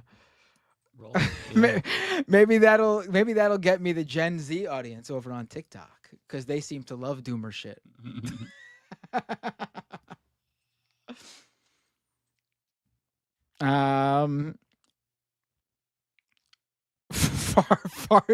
Fart Twain over on YouTube with the super chat. That's a great username to segue into. You see it, Mike? Who is it again? Fart Twain. Fart Twain. Oh, Fart Twain, right in front of me. YouTube ads are out of control. I tracked it once on a Majority Report live stream, and I was getting an ad every 6 minutes. Damn. I noticed that. I set my ad. So if you let YouTube choose the ad frequency, they will give you an ad like every 10 seconds. It's genuinely insane. I realized if you just go for like a scheduled ad break, I put it to 30 minutes, which is the longest that you can do. That's the only way that you can stop them from doing it so frequently. It's crazy. And if you just let it pick the ads for you, like if you upload a video, like a 20-minute video or something, the amount of ads it puts is insane. I know that sometimes people will complain about these streams afterwards because I usually don't check. I walk away from this, I'm done, and then it just automatically puts ads on the VODs. Sometimes it's crazy. So I'll have to go and delete like 5 ads in the first like 15 minutes. So if that happens, I apologize. Usually we're much more cognizant of that, but on Leftist Mafia, it's the last show that we filmed for the week. And so I usually it's out of sight, out of mind. So if you get blasted, just bitch about it in the comments and I'll fix it. Let's go to the next super chat. Adam M. When Trump said he was fighting his own Vietnam, did he mean Epstein stuff? Did he say he was fighting his own Vietnam? When did he say that? Yeah, I don't know. Digital Matt with a super chat, a bunch of heart emojis. Thank you, I appreciate it. Yeah, I mean, listen, let me go to the next one. Dingo with a super chat, $20 super chat. Thank you so much, Dingo. Everything sucks, but you're one of the few respites I get from all the insanity. Hang in there, brother. Thank you, Dingo. I appreciate it. I think part of it is midlife crisis as well. I feel you there, brother. Yeah, me too. I part of it is also this is not my full-time job, and I wish it was, because I think I'd have an easier time dealing with it if I was able to do it on my terms. It sucks to have to do all this shit and then fucking stream again after dealing with it during the day to when most people are getting time to decompress. I gotta fucking do the stream at like 9, 9:30, 10 o'clock up until, for 2-3 hours or whatever. It's frustrating. But I that's on me though. No one else. I gotta figure it out. You'll Hey, get I'm just there. being real with you And guys. if all else fails, I mean, there's always there's medication you could take to help. Like, because I'm just saying, like, I also experienced blackout, but emotionally speaking, there's my highs and my lows. I've been here for like in the middle for like 10 years. It takes so much for me. RPS Ringside asked, how many subs would Binder need in order to quit his regular job? I mean, the most I've ever had on Patreon was like 500, I think, or something like that. I'm a lot less now, but that's on me, obviously. And also, there were times where I paused it because I felt like I wasn't giving people stuff. But then, like, I would restart and put it back on. If you want an honest answer, for me to be able to quit my job, I would need like 2,000 subs at like $5 each. It sounds like a lot, right? But I'm the sole breadwinner of a family of 5, including 3 kids under the age of 10. So One after taxes too. That's like gross. Yeah, yeah. After taxes, after the fees from the platform like Patreon or whatever, it would need to be like 2,000, like minimum. It's a lot. And you live in New York City, so there's that too. Yes. That's very expensive. And also, I wouldn't be getting healthcare for my job anymore, so I factor that in as well. Yeah. I mean, 2,000 is not impossible. I mean, I'm on a show, Majority Report, that are a lot more than 2,000, but also it's a full-time thing, daily show, giving people lots of content. I couldn't do that before hitting 2,000. That's the problem. It's like the chicken and the egg scenario. A lot of people have like savings where they're able to quit and they like were able to like fully go into it, like dive in, you know what I mean? And just like grind until they get there. I can't do that, unfortunately.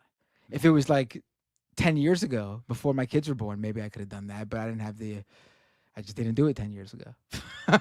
That's on me too. It's all my fault, really.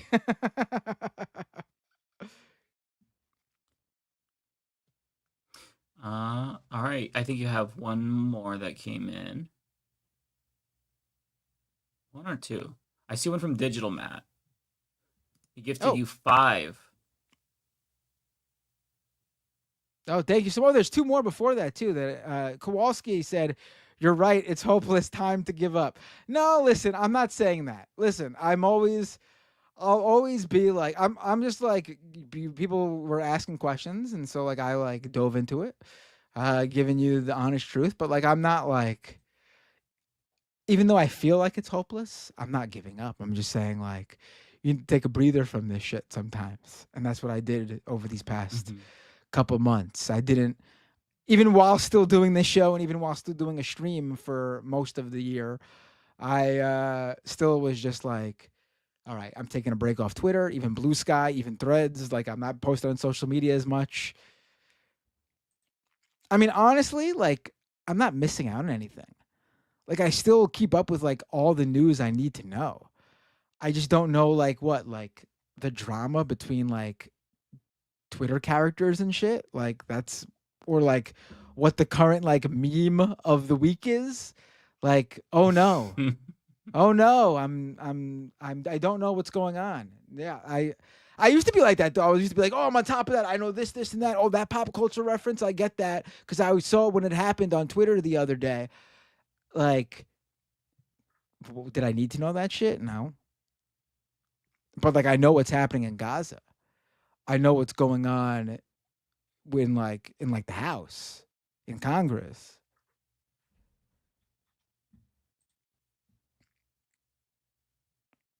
Foresto with a super chat. The worst part of bad people is how they make us worse. Never thought I'd have a point where I actively celebrate a redacted, like the healthcare CEO. That's a good point.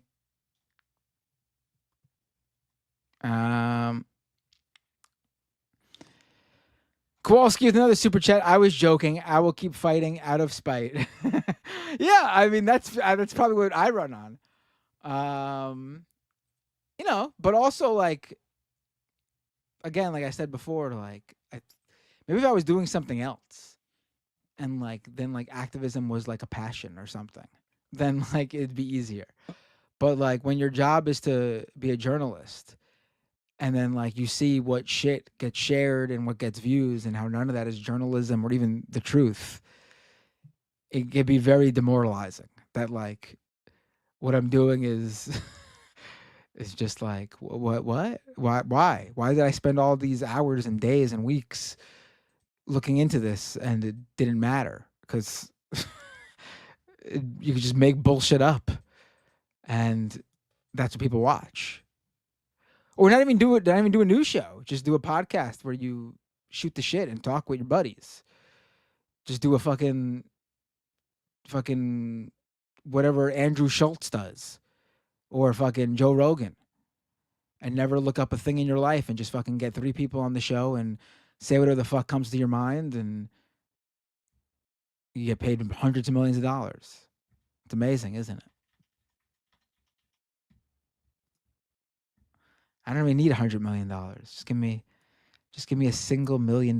Yeah, I was gonna say I'll take 1 mil. That'd be great. Fuck, honestly, like 100K is life changing for me. Yeah, I mean, fuck, like, 50K is life changing for me. 50K on top, it wouldn't be like quit my job, but 50K on top of like me continuing my everyday job and life and everything, 50K would be like fucking life changing.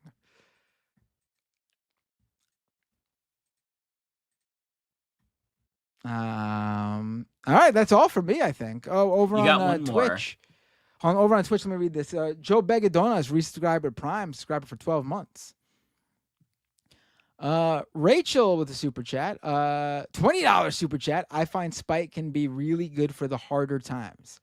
Thank you, Rachel. I appreciate that. Yeah. And someone else on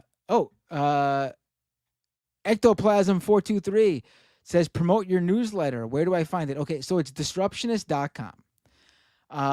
I started posting in it. I'm being honest with you guys now. So I'm gonna be honest with you guys again. This has been a huge problem, and I've been dealing with this for a couple months now. So I started posting in it, and then earlier this year, I had some, like literally every friggin' newsletter post I did was breaking news and got attention from like major media outlets. Like one of the posts I did in February was about how Elon Musk was blocking signal links. And I broke that news in my newsletter.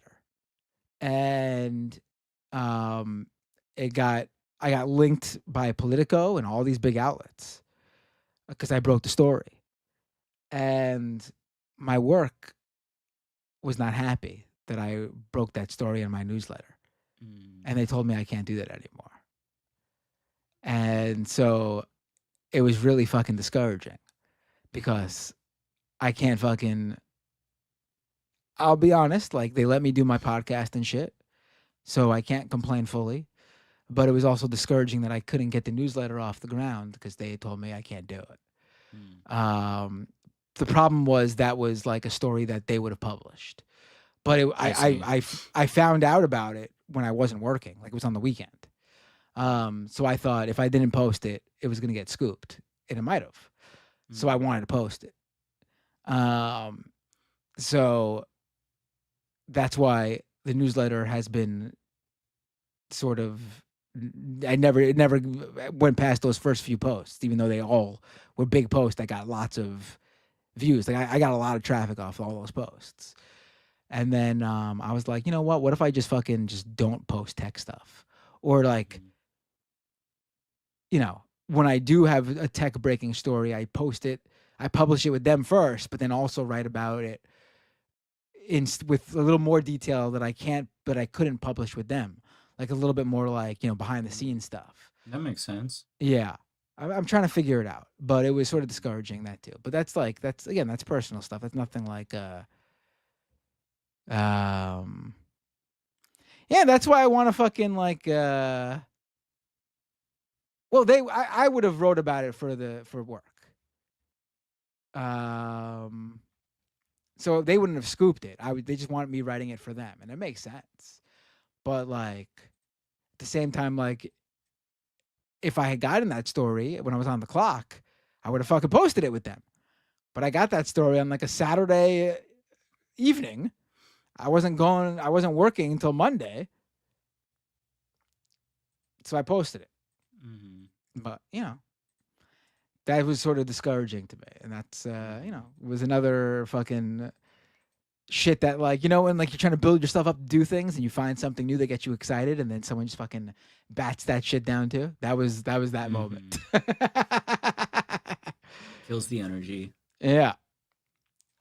But that's why I want to get the newsletter going for real. I'm just going to be more careful about like, I got a lot of stories that aren't tech related. So my hope is that between the newsletter, it's not paid newsletter, by the way. It's going to be, I'm always going to put, that's another problem. I'm really going off today. I'm sorry, Mike. You probably want to go to sleep, but like, you have at it. I'm cool. I fine. like giving away shit for free because I put myself in your shoes. I do not have this budget where I can pay for this stuff.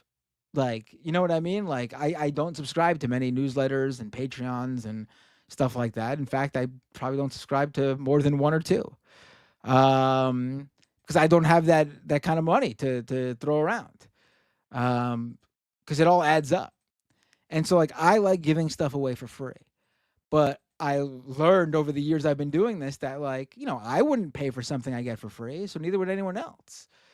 So like that's why I haven't been able to grow my like subscriber base past a certain point. It's just strictly been like money from like a couple hundred people who support my free work, and I can't thank them enough. It means the world to me. But I also know I wouldn't be one of those people. So like, yeah, my goal is that between the newsletter, once I feel like I'm posting regularly enough to be able to ask for money, and getting the stream and podcast back to a regular schedule where I'm doing regular interviews, that between the two, maybe I'll hit that 2,000 subscriber, minimum I need.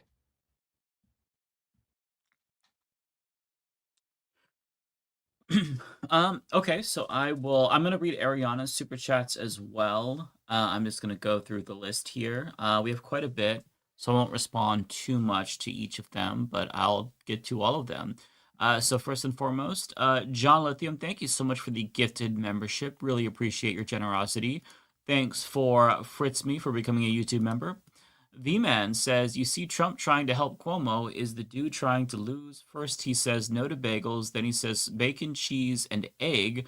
What's next? Eating pizza with a fork and a knife while it's wearing a Red Sox cap? I think that we should encourage him to keep going about this same campaign strategy. I think it's great for us.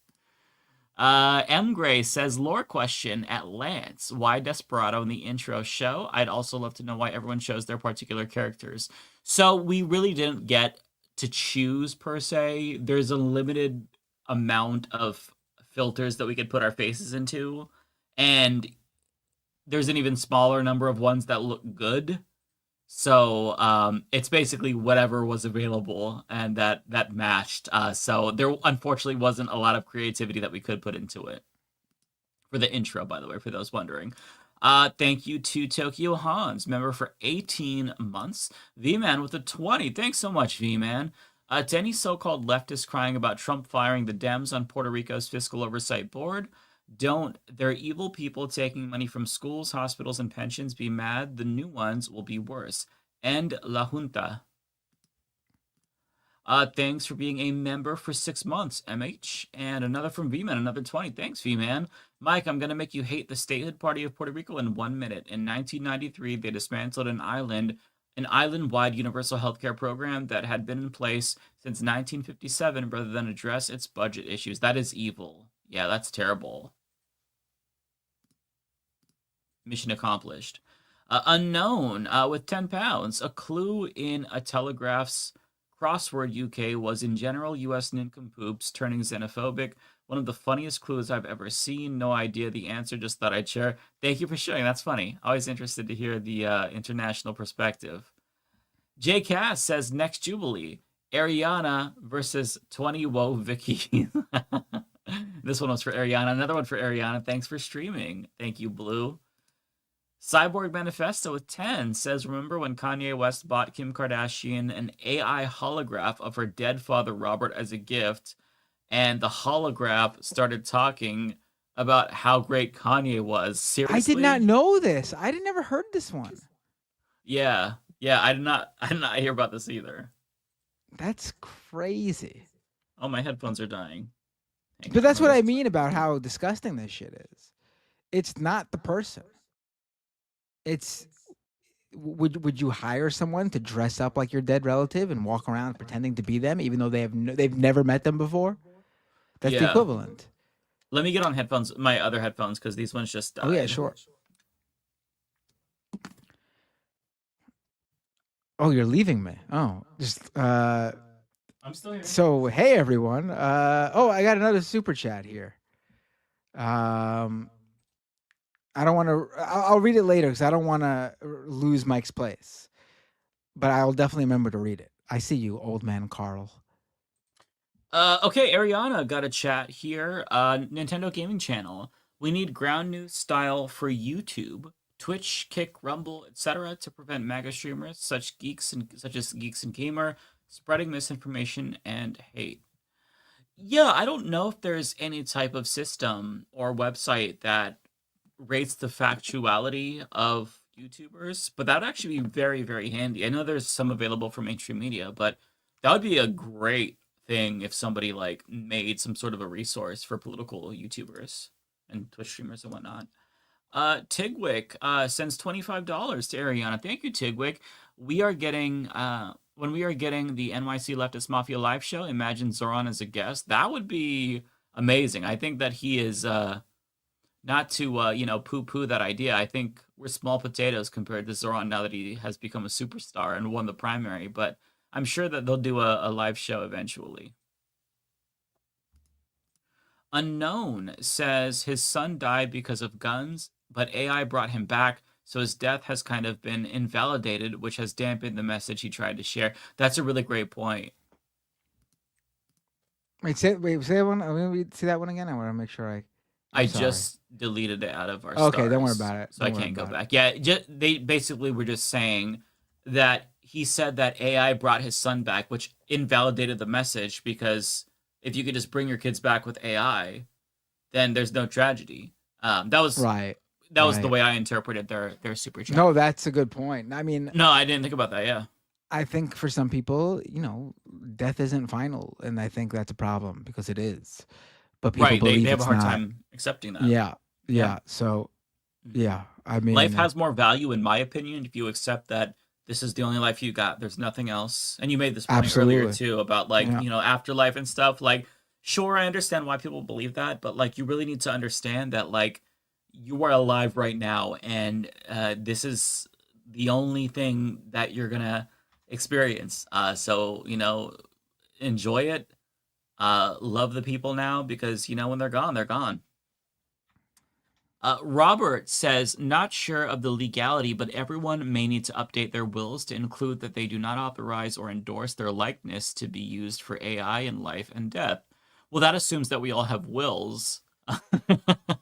But no, yeah, I think that anything you can do to opt out of AI training, I know that they wanted us to, or I know we were automatically opted in for our YouTube channels at some point. Yeah, whatever you can do to avoid it, definitely. ABS says, hey, Mike, when Saikat comes on, will you ask him about his thoughts in response to AOC supporting more money being sent to Israel? Also, Katie Wilson won. Oh, good. That's awesome. I'm glad she won. So he touched on that. I didn't really get his response to it. But if he comes back on, I'll try to ask him and get more into the weeds of policy, specifically with regard to Israel. As far as I know, he is much more aligned with Rashida Tlaib and Summer Lee on that issue than AOC. Not that there's a massive split, but I just find it hard to imagine other progressives, like progressives in his style, like Justice Democrats, Brand New Congress style, would support defensive weapons to Israel. But it's a guess. It might be on his website, so check that out too. Sam says, thoughts on Mark Maron takedown of Joe Rogan and the Rogan Sphere. Also, did you see his new stand-up on HBO Max? I did not see his new stand-up. I did watch a clip of him making fun of Theo Von. Theo Von, yeah, I saw that one. I will watch the full stand-up. I don't really like stand-up routines because usually these comedians are like so full of themselves. I mean, I like some stand-up routines, but like my opinion of comedy has just been like soured in general. There are some comedians I like, you know, David Cross, Bill Burr here and there. But yeah, I'll check that out actually, because I liked what I saw from the clip. Robert says they have an open AI relationship. Exactly. JC Butcher says, I wonder if people thinking LLMs are sentient is a uniquely American problem since we are a very desperate and poorly educated population. I don't know if it's uniquely American, but I think it probably would be like a problem that affects Americans a lot based on, you know, our level of stupidity. I don't know. Nintendo Gaming Channel says, question for Leftist Mafia. Do you believe North Korea refugees to be deported by Orange Man Hitler like I fear? I think anything's on the table, unfortunately, when it comes to immigrants. So it's possible. Bayphoto says, ASL, Mike, you were on Omegle a lot, huh? Yeah, I remember. You know what's funny is when I was a kid, Rebecca talked about her calling those telephone numbers. Me and my friend would go on the library computers because I didn't have a computer, and we would go in the CBS.com survivor chat and just troll the fuck out of people, and we'd like spam ASL when we were kids. And I don't know, like it was the dumbest shit ever, but we thought it was hilarious. And yeah, so that's what I think of whenever I think of ASL. I did not go on Omegle though, to answer your question. I was in AOL chat rooms though as a teenager.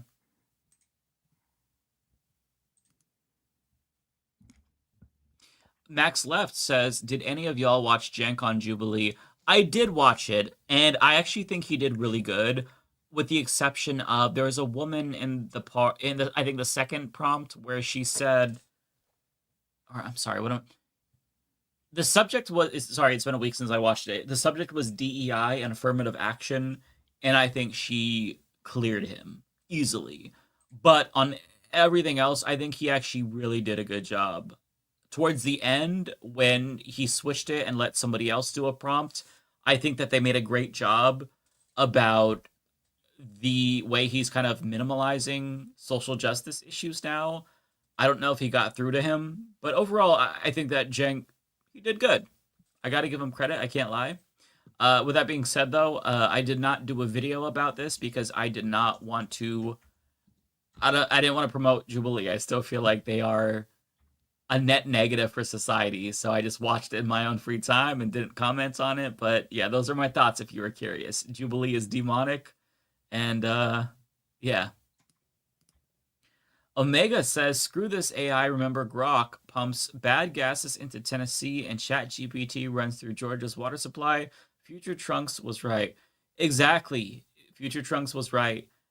And, you know, if the societal impact alone wasn't enough, just the environmental impact is enough to ban these fucking AI companies. We don't need to use gallons of water so you can, I don't know, create an image of fucking Sydney Sweeney doing a Sig Heil or some shit. We don't need this. It's so useless.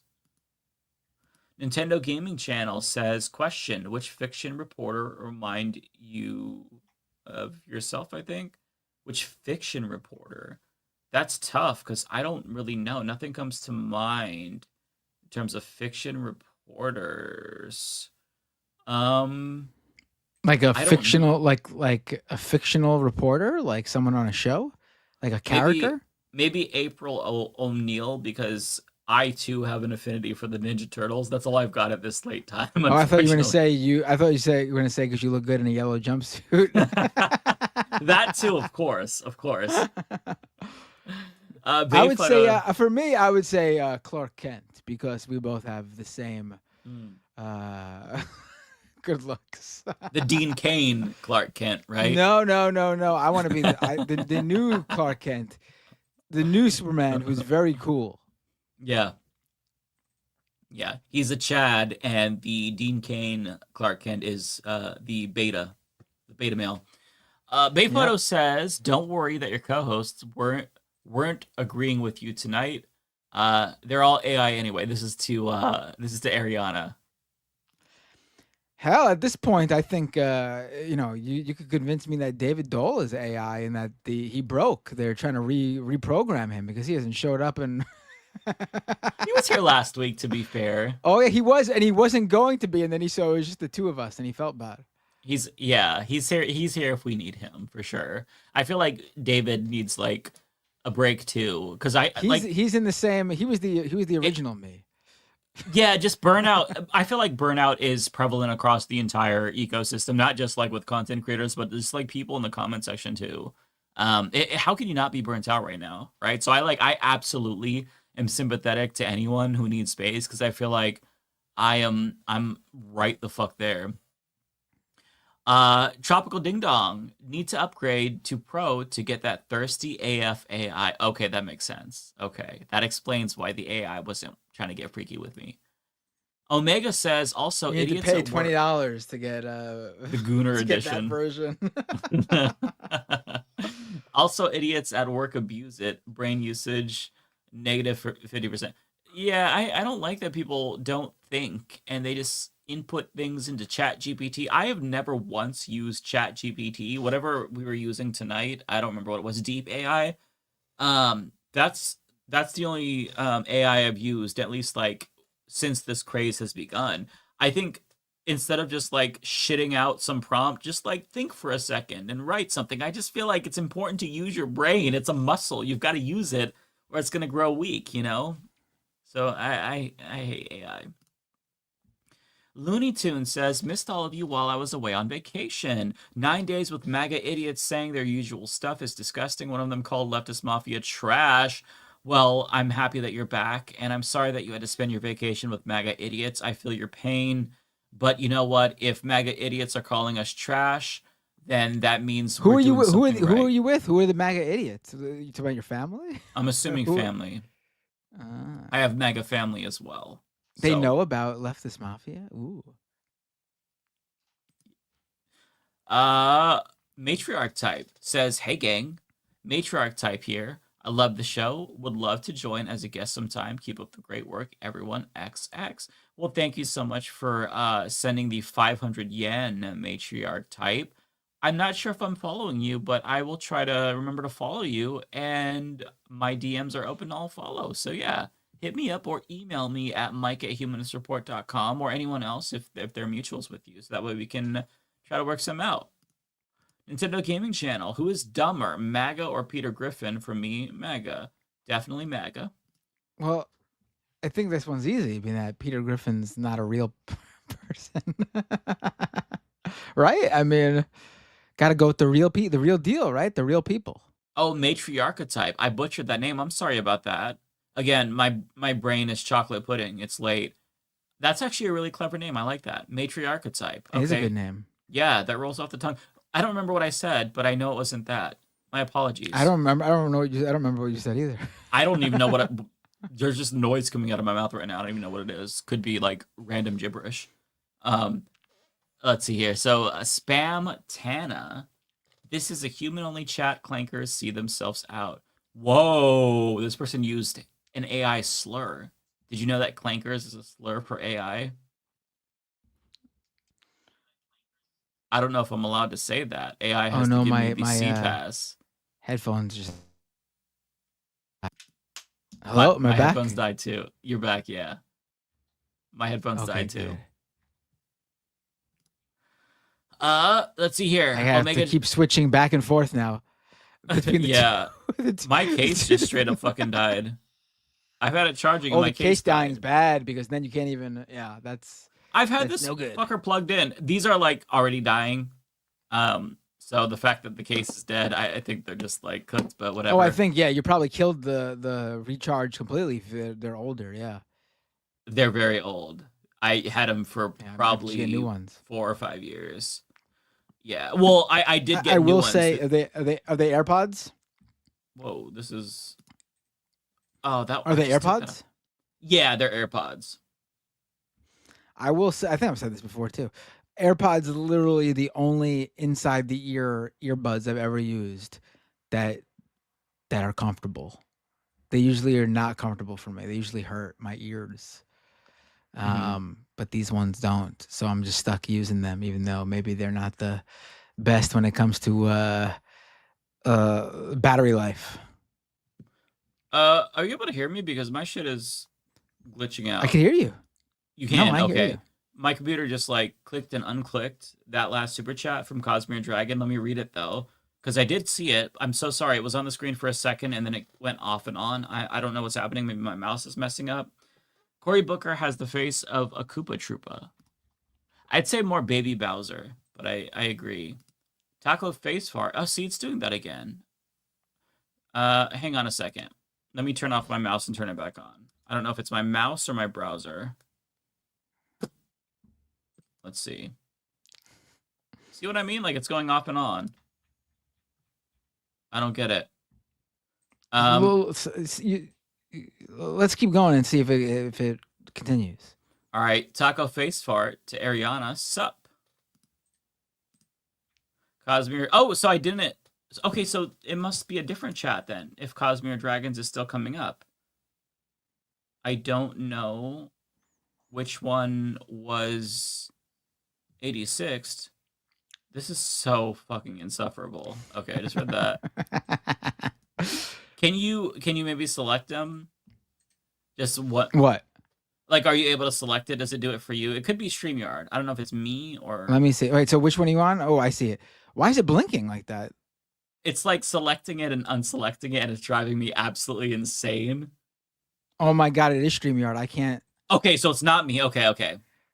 Hold on, let me refresh. Hold on. Stay where you are so we don't lose right. the stream. All right. Oh my god. How am I supposed to read that? What role do you think that online leftist media like this show? Never or why are you doing that? Oh no, it's the. What the fuck, StreamYard?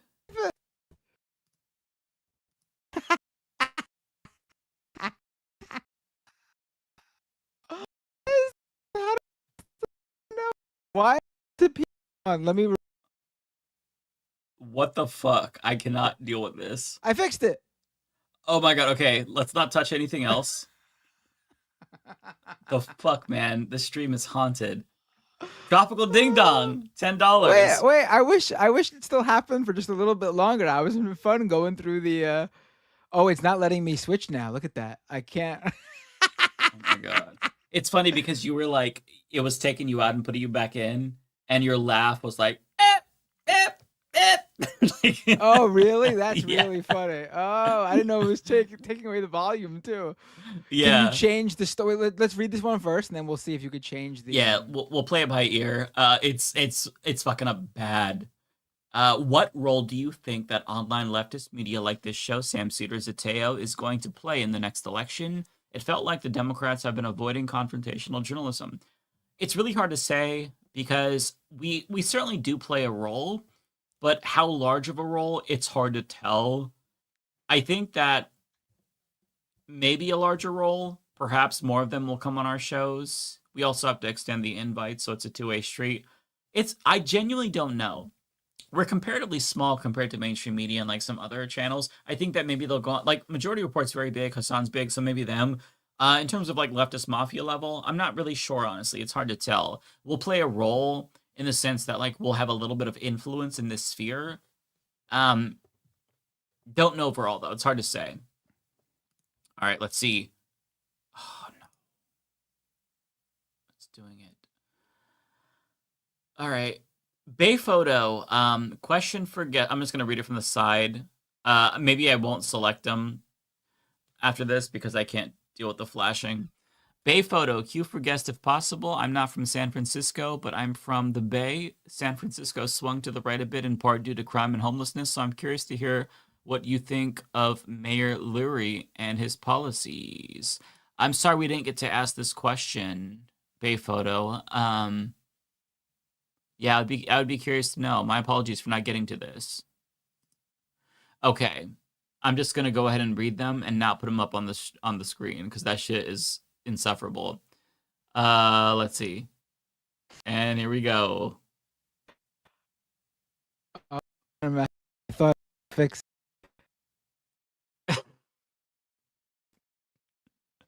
I can't. StreamYard, why are you doing this? I was gonna. Oh, is that? There we go. Can you add? I guess we just gotta deal with the blinking chat. I'm sorry. Yeah, but I'm just gonna read them and not put them on the screen. Lizzie No, Bennett put them on the says, screen. Put them on the screen. It's funny. Who cares? with the blinking? Yeah, who cares? All right, well, I'm going to read it from the side because I cannot read the blinking. Lizzie Bennett says, did Ariana leave? I wanted to pitch an idea for content like disapproving the Israeli propaganda ads on YouTube that's popping up lately. Chris, Why is he doing that? I'm not sure. I've never seen this before. Yeah.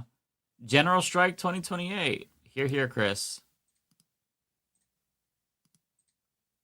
Narrator, member for 4 months. Thank you, narrator.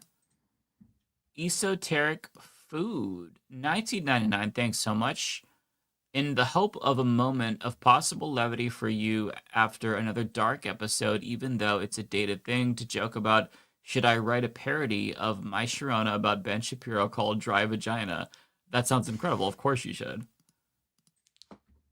AMK with $10 says, I'm going to update my will and make it explicitly clear that no AI Kowalski is allowed to be made. I will be in hell bringing justice to billionaires, and my loved ones need to accept that. It's fair. Tropical Ding Dong says, too late, Kowalski. I've already fine-tuned a model to give disappointing crop reports in your voice. Nintendo Gaming says, you didn't answer my ground news super chat. We did. I did see it just later on. Cartoon says, thoughts on TX Dems doing what House Dems should do. I think Texas Democrats are doing exactly what they should do. They're crushing it. Digital Matt, oh, we did see this one. 5 memberships to Matt Bender. Thank you for that. Red Fire Blue Ice member for 5 months. Thanks so much. And also a super chat. Thank you for inviting Shoykat. Hope to see more. Old Man Carl says, appreciate your honesty, Matt. New member here, MH. Thank you for becoming a new member. Foresto says, Dean Cain announced he's joining ICE. That doesn't surprise me. Matriarchetype says, FYI, have DM'd on Insta and emailed Mike.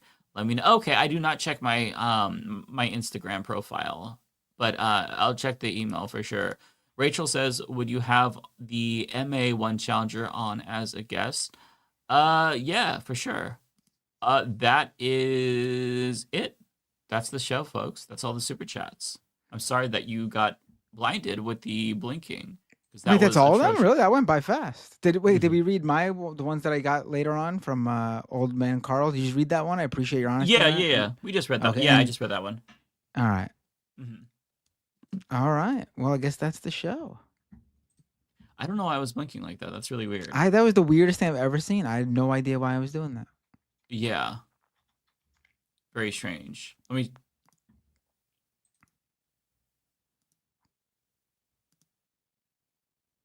What?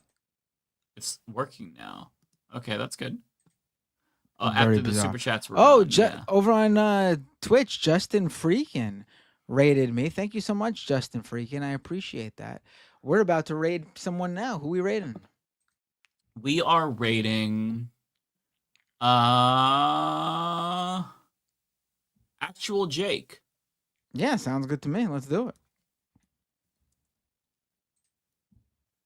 All right, everyone. I hope you enjoyed the show. I appreciate you tuning in. I appreciate you guys' super chats and your regular chats as well. And thank you for being my listening to my my woes today. and being at my therapy session. And yeah, great guest, Mike. Thank you for booking that one. And we will see you all. Let me press that start raid button. We'll see you all real soon, right? Yeah, we'll see you next Thursday. Take care, everybody. Give me a second for the raid to say raid now. 1 second. You ready, Mike? God bless you all. Merry All right, here we go. Christmas and good night. Pressing it. All right.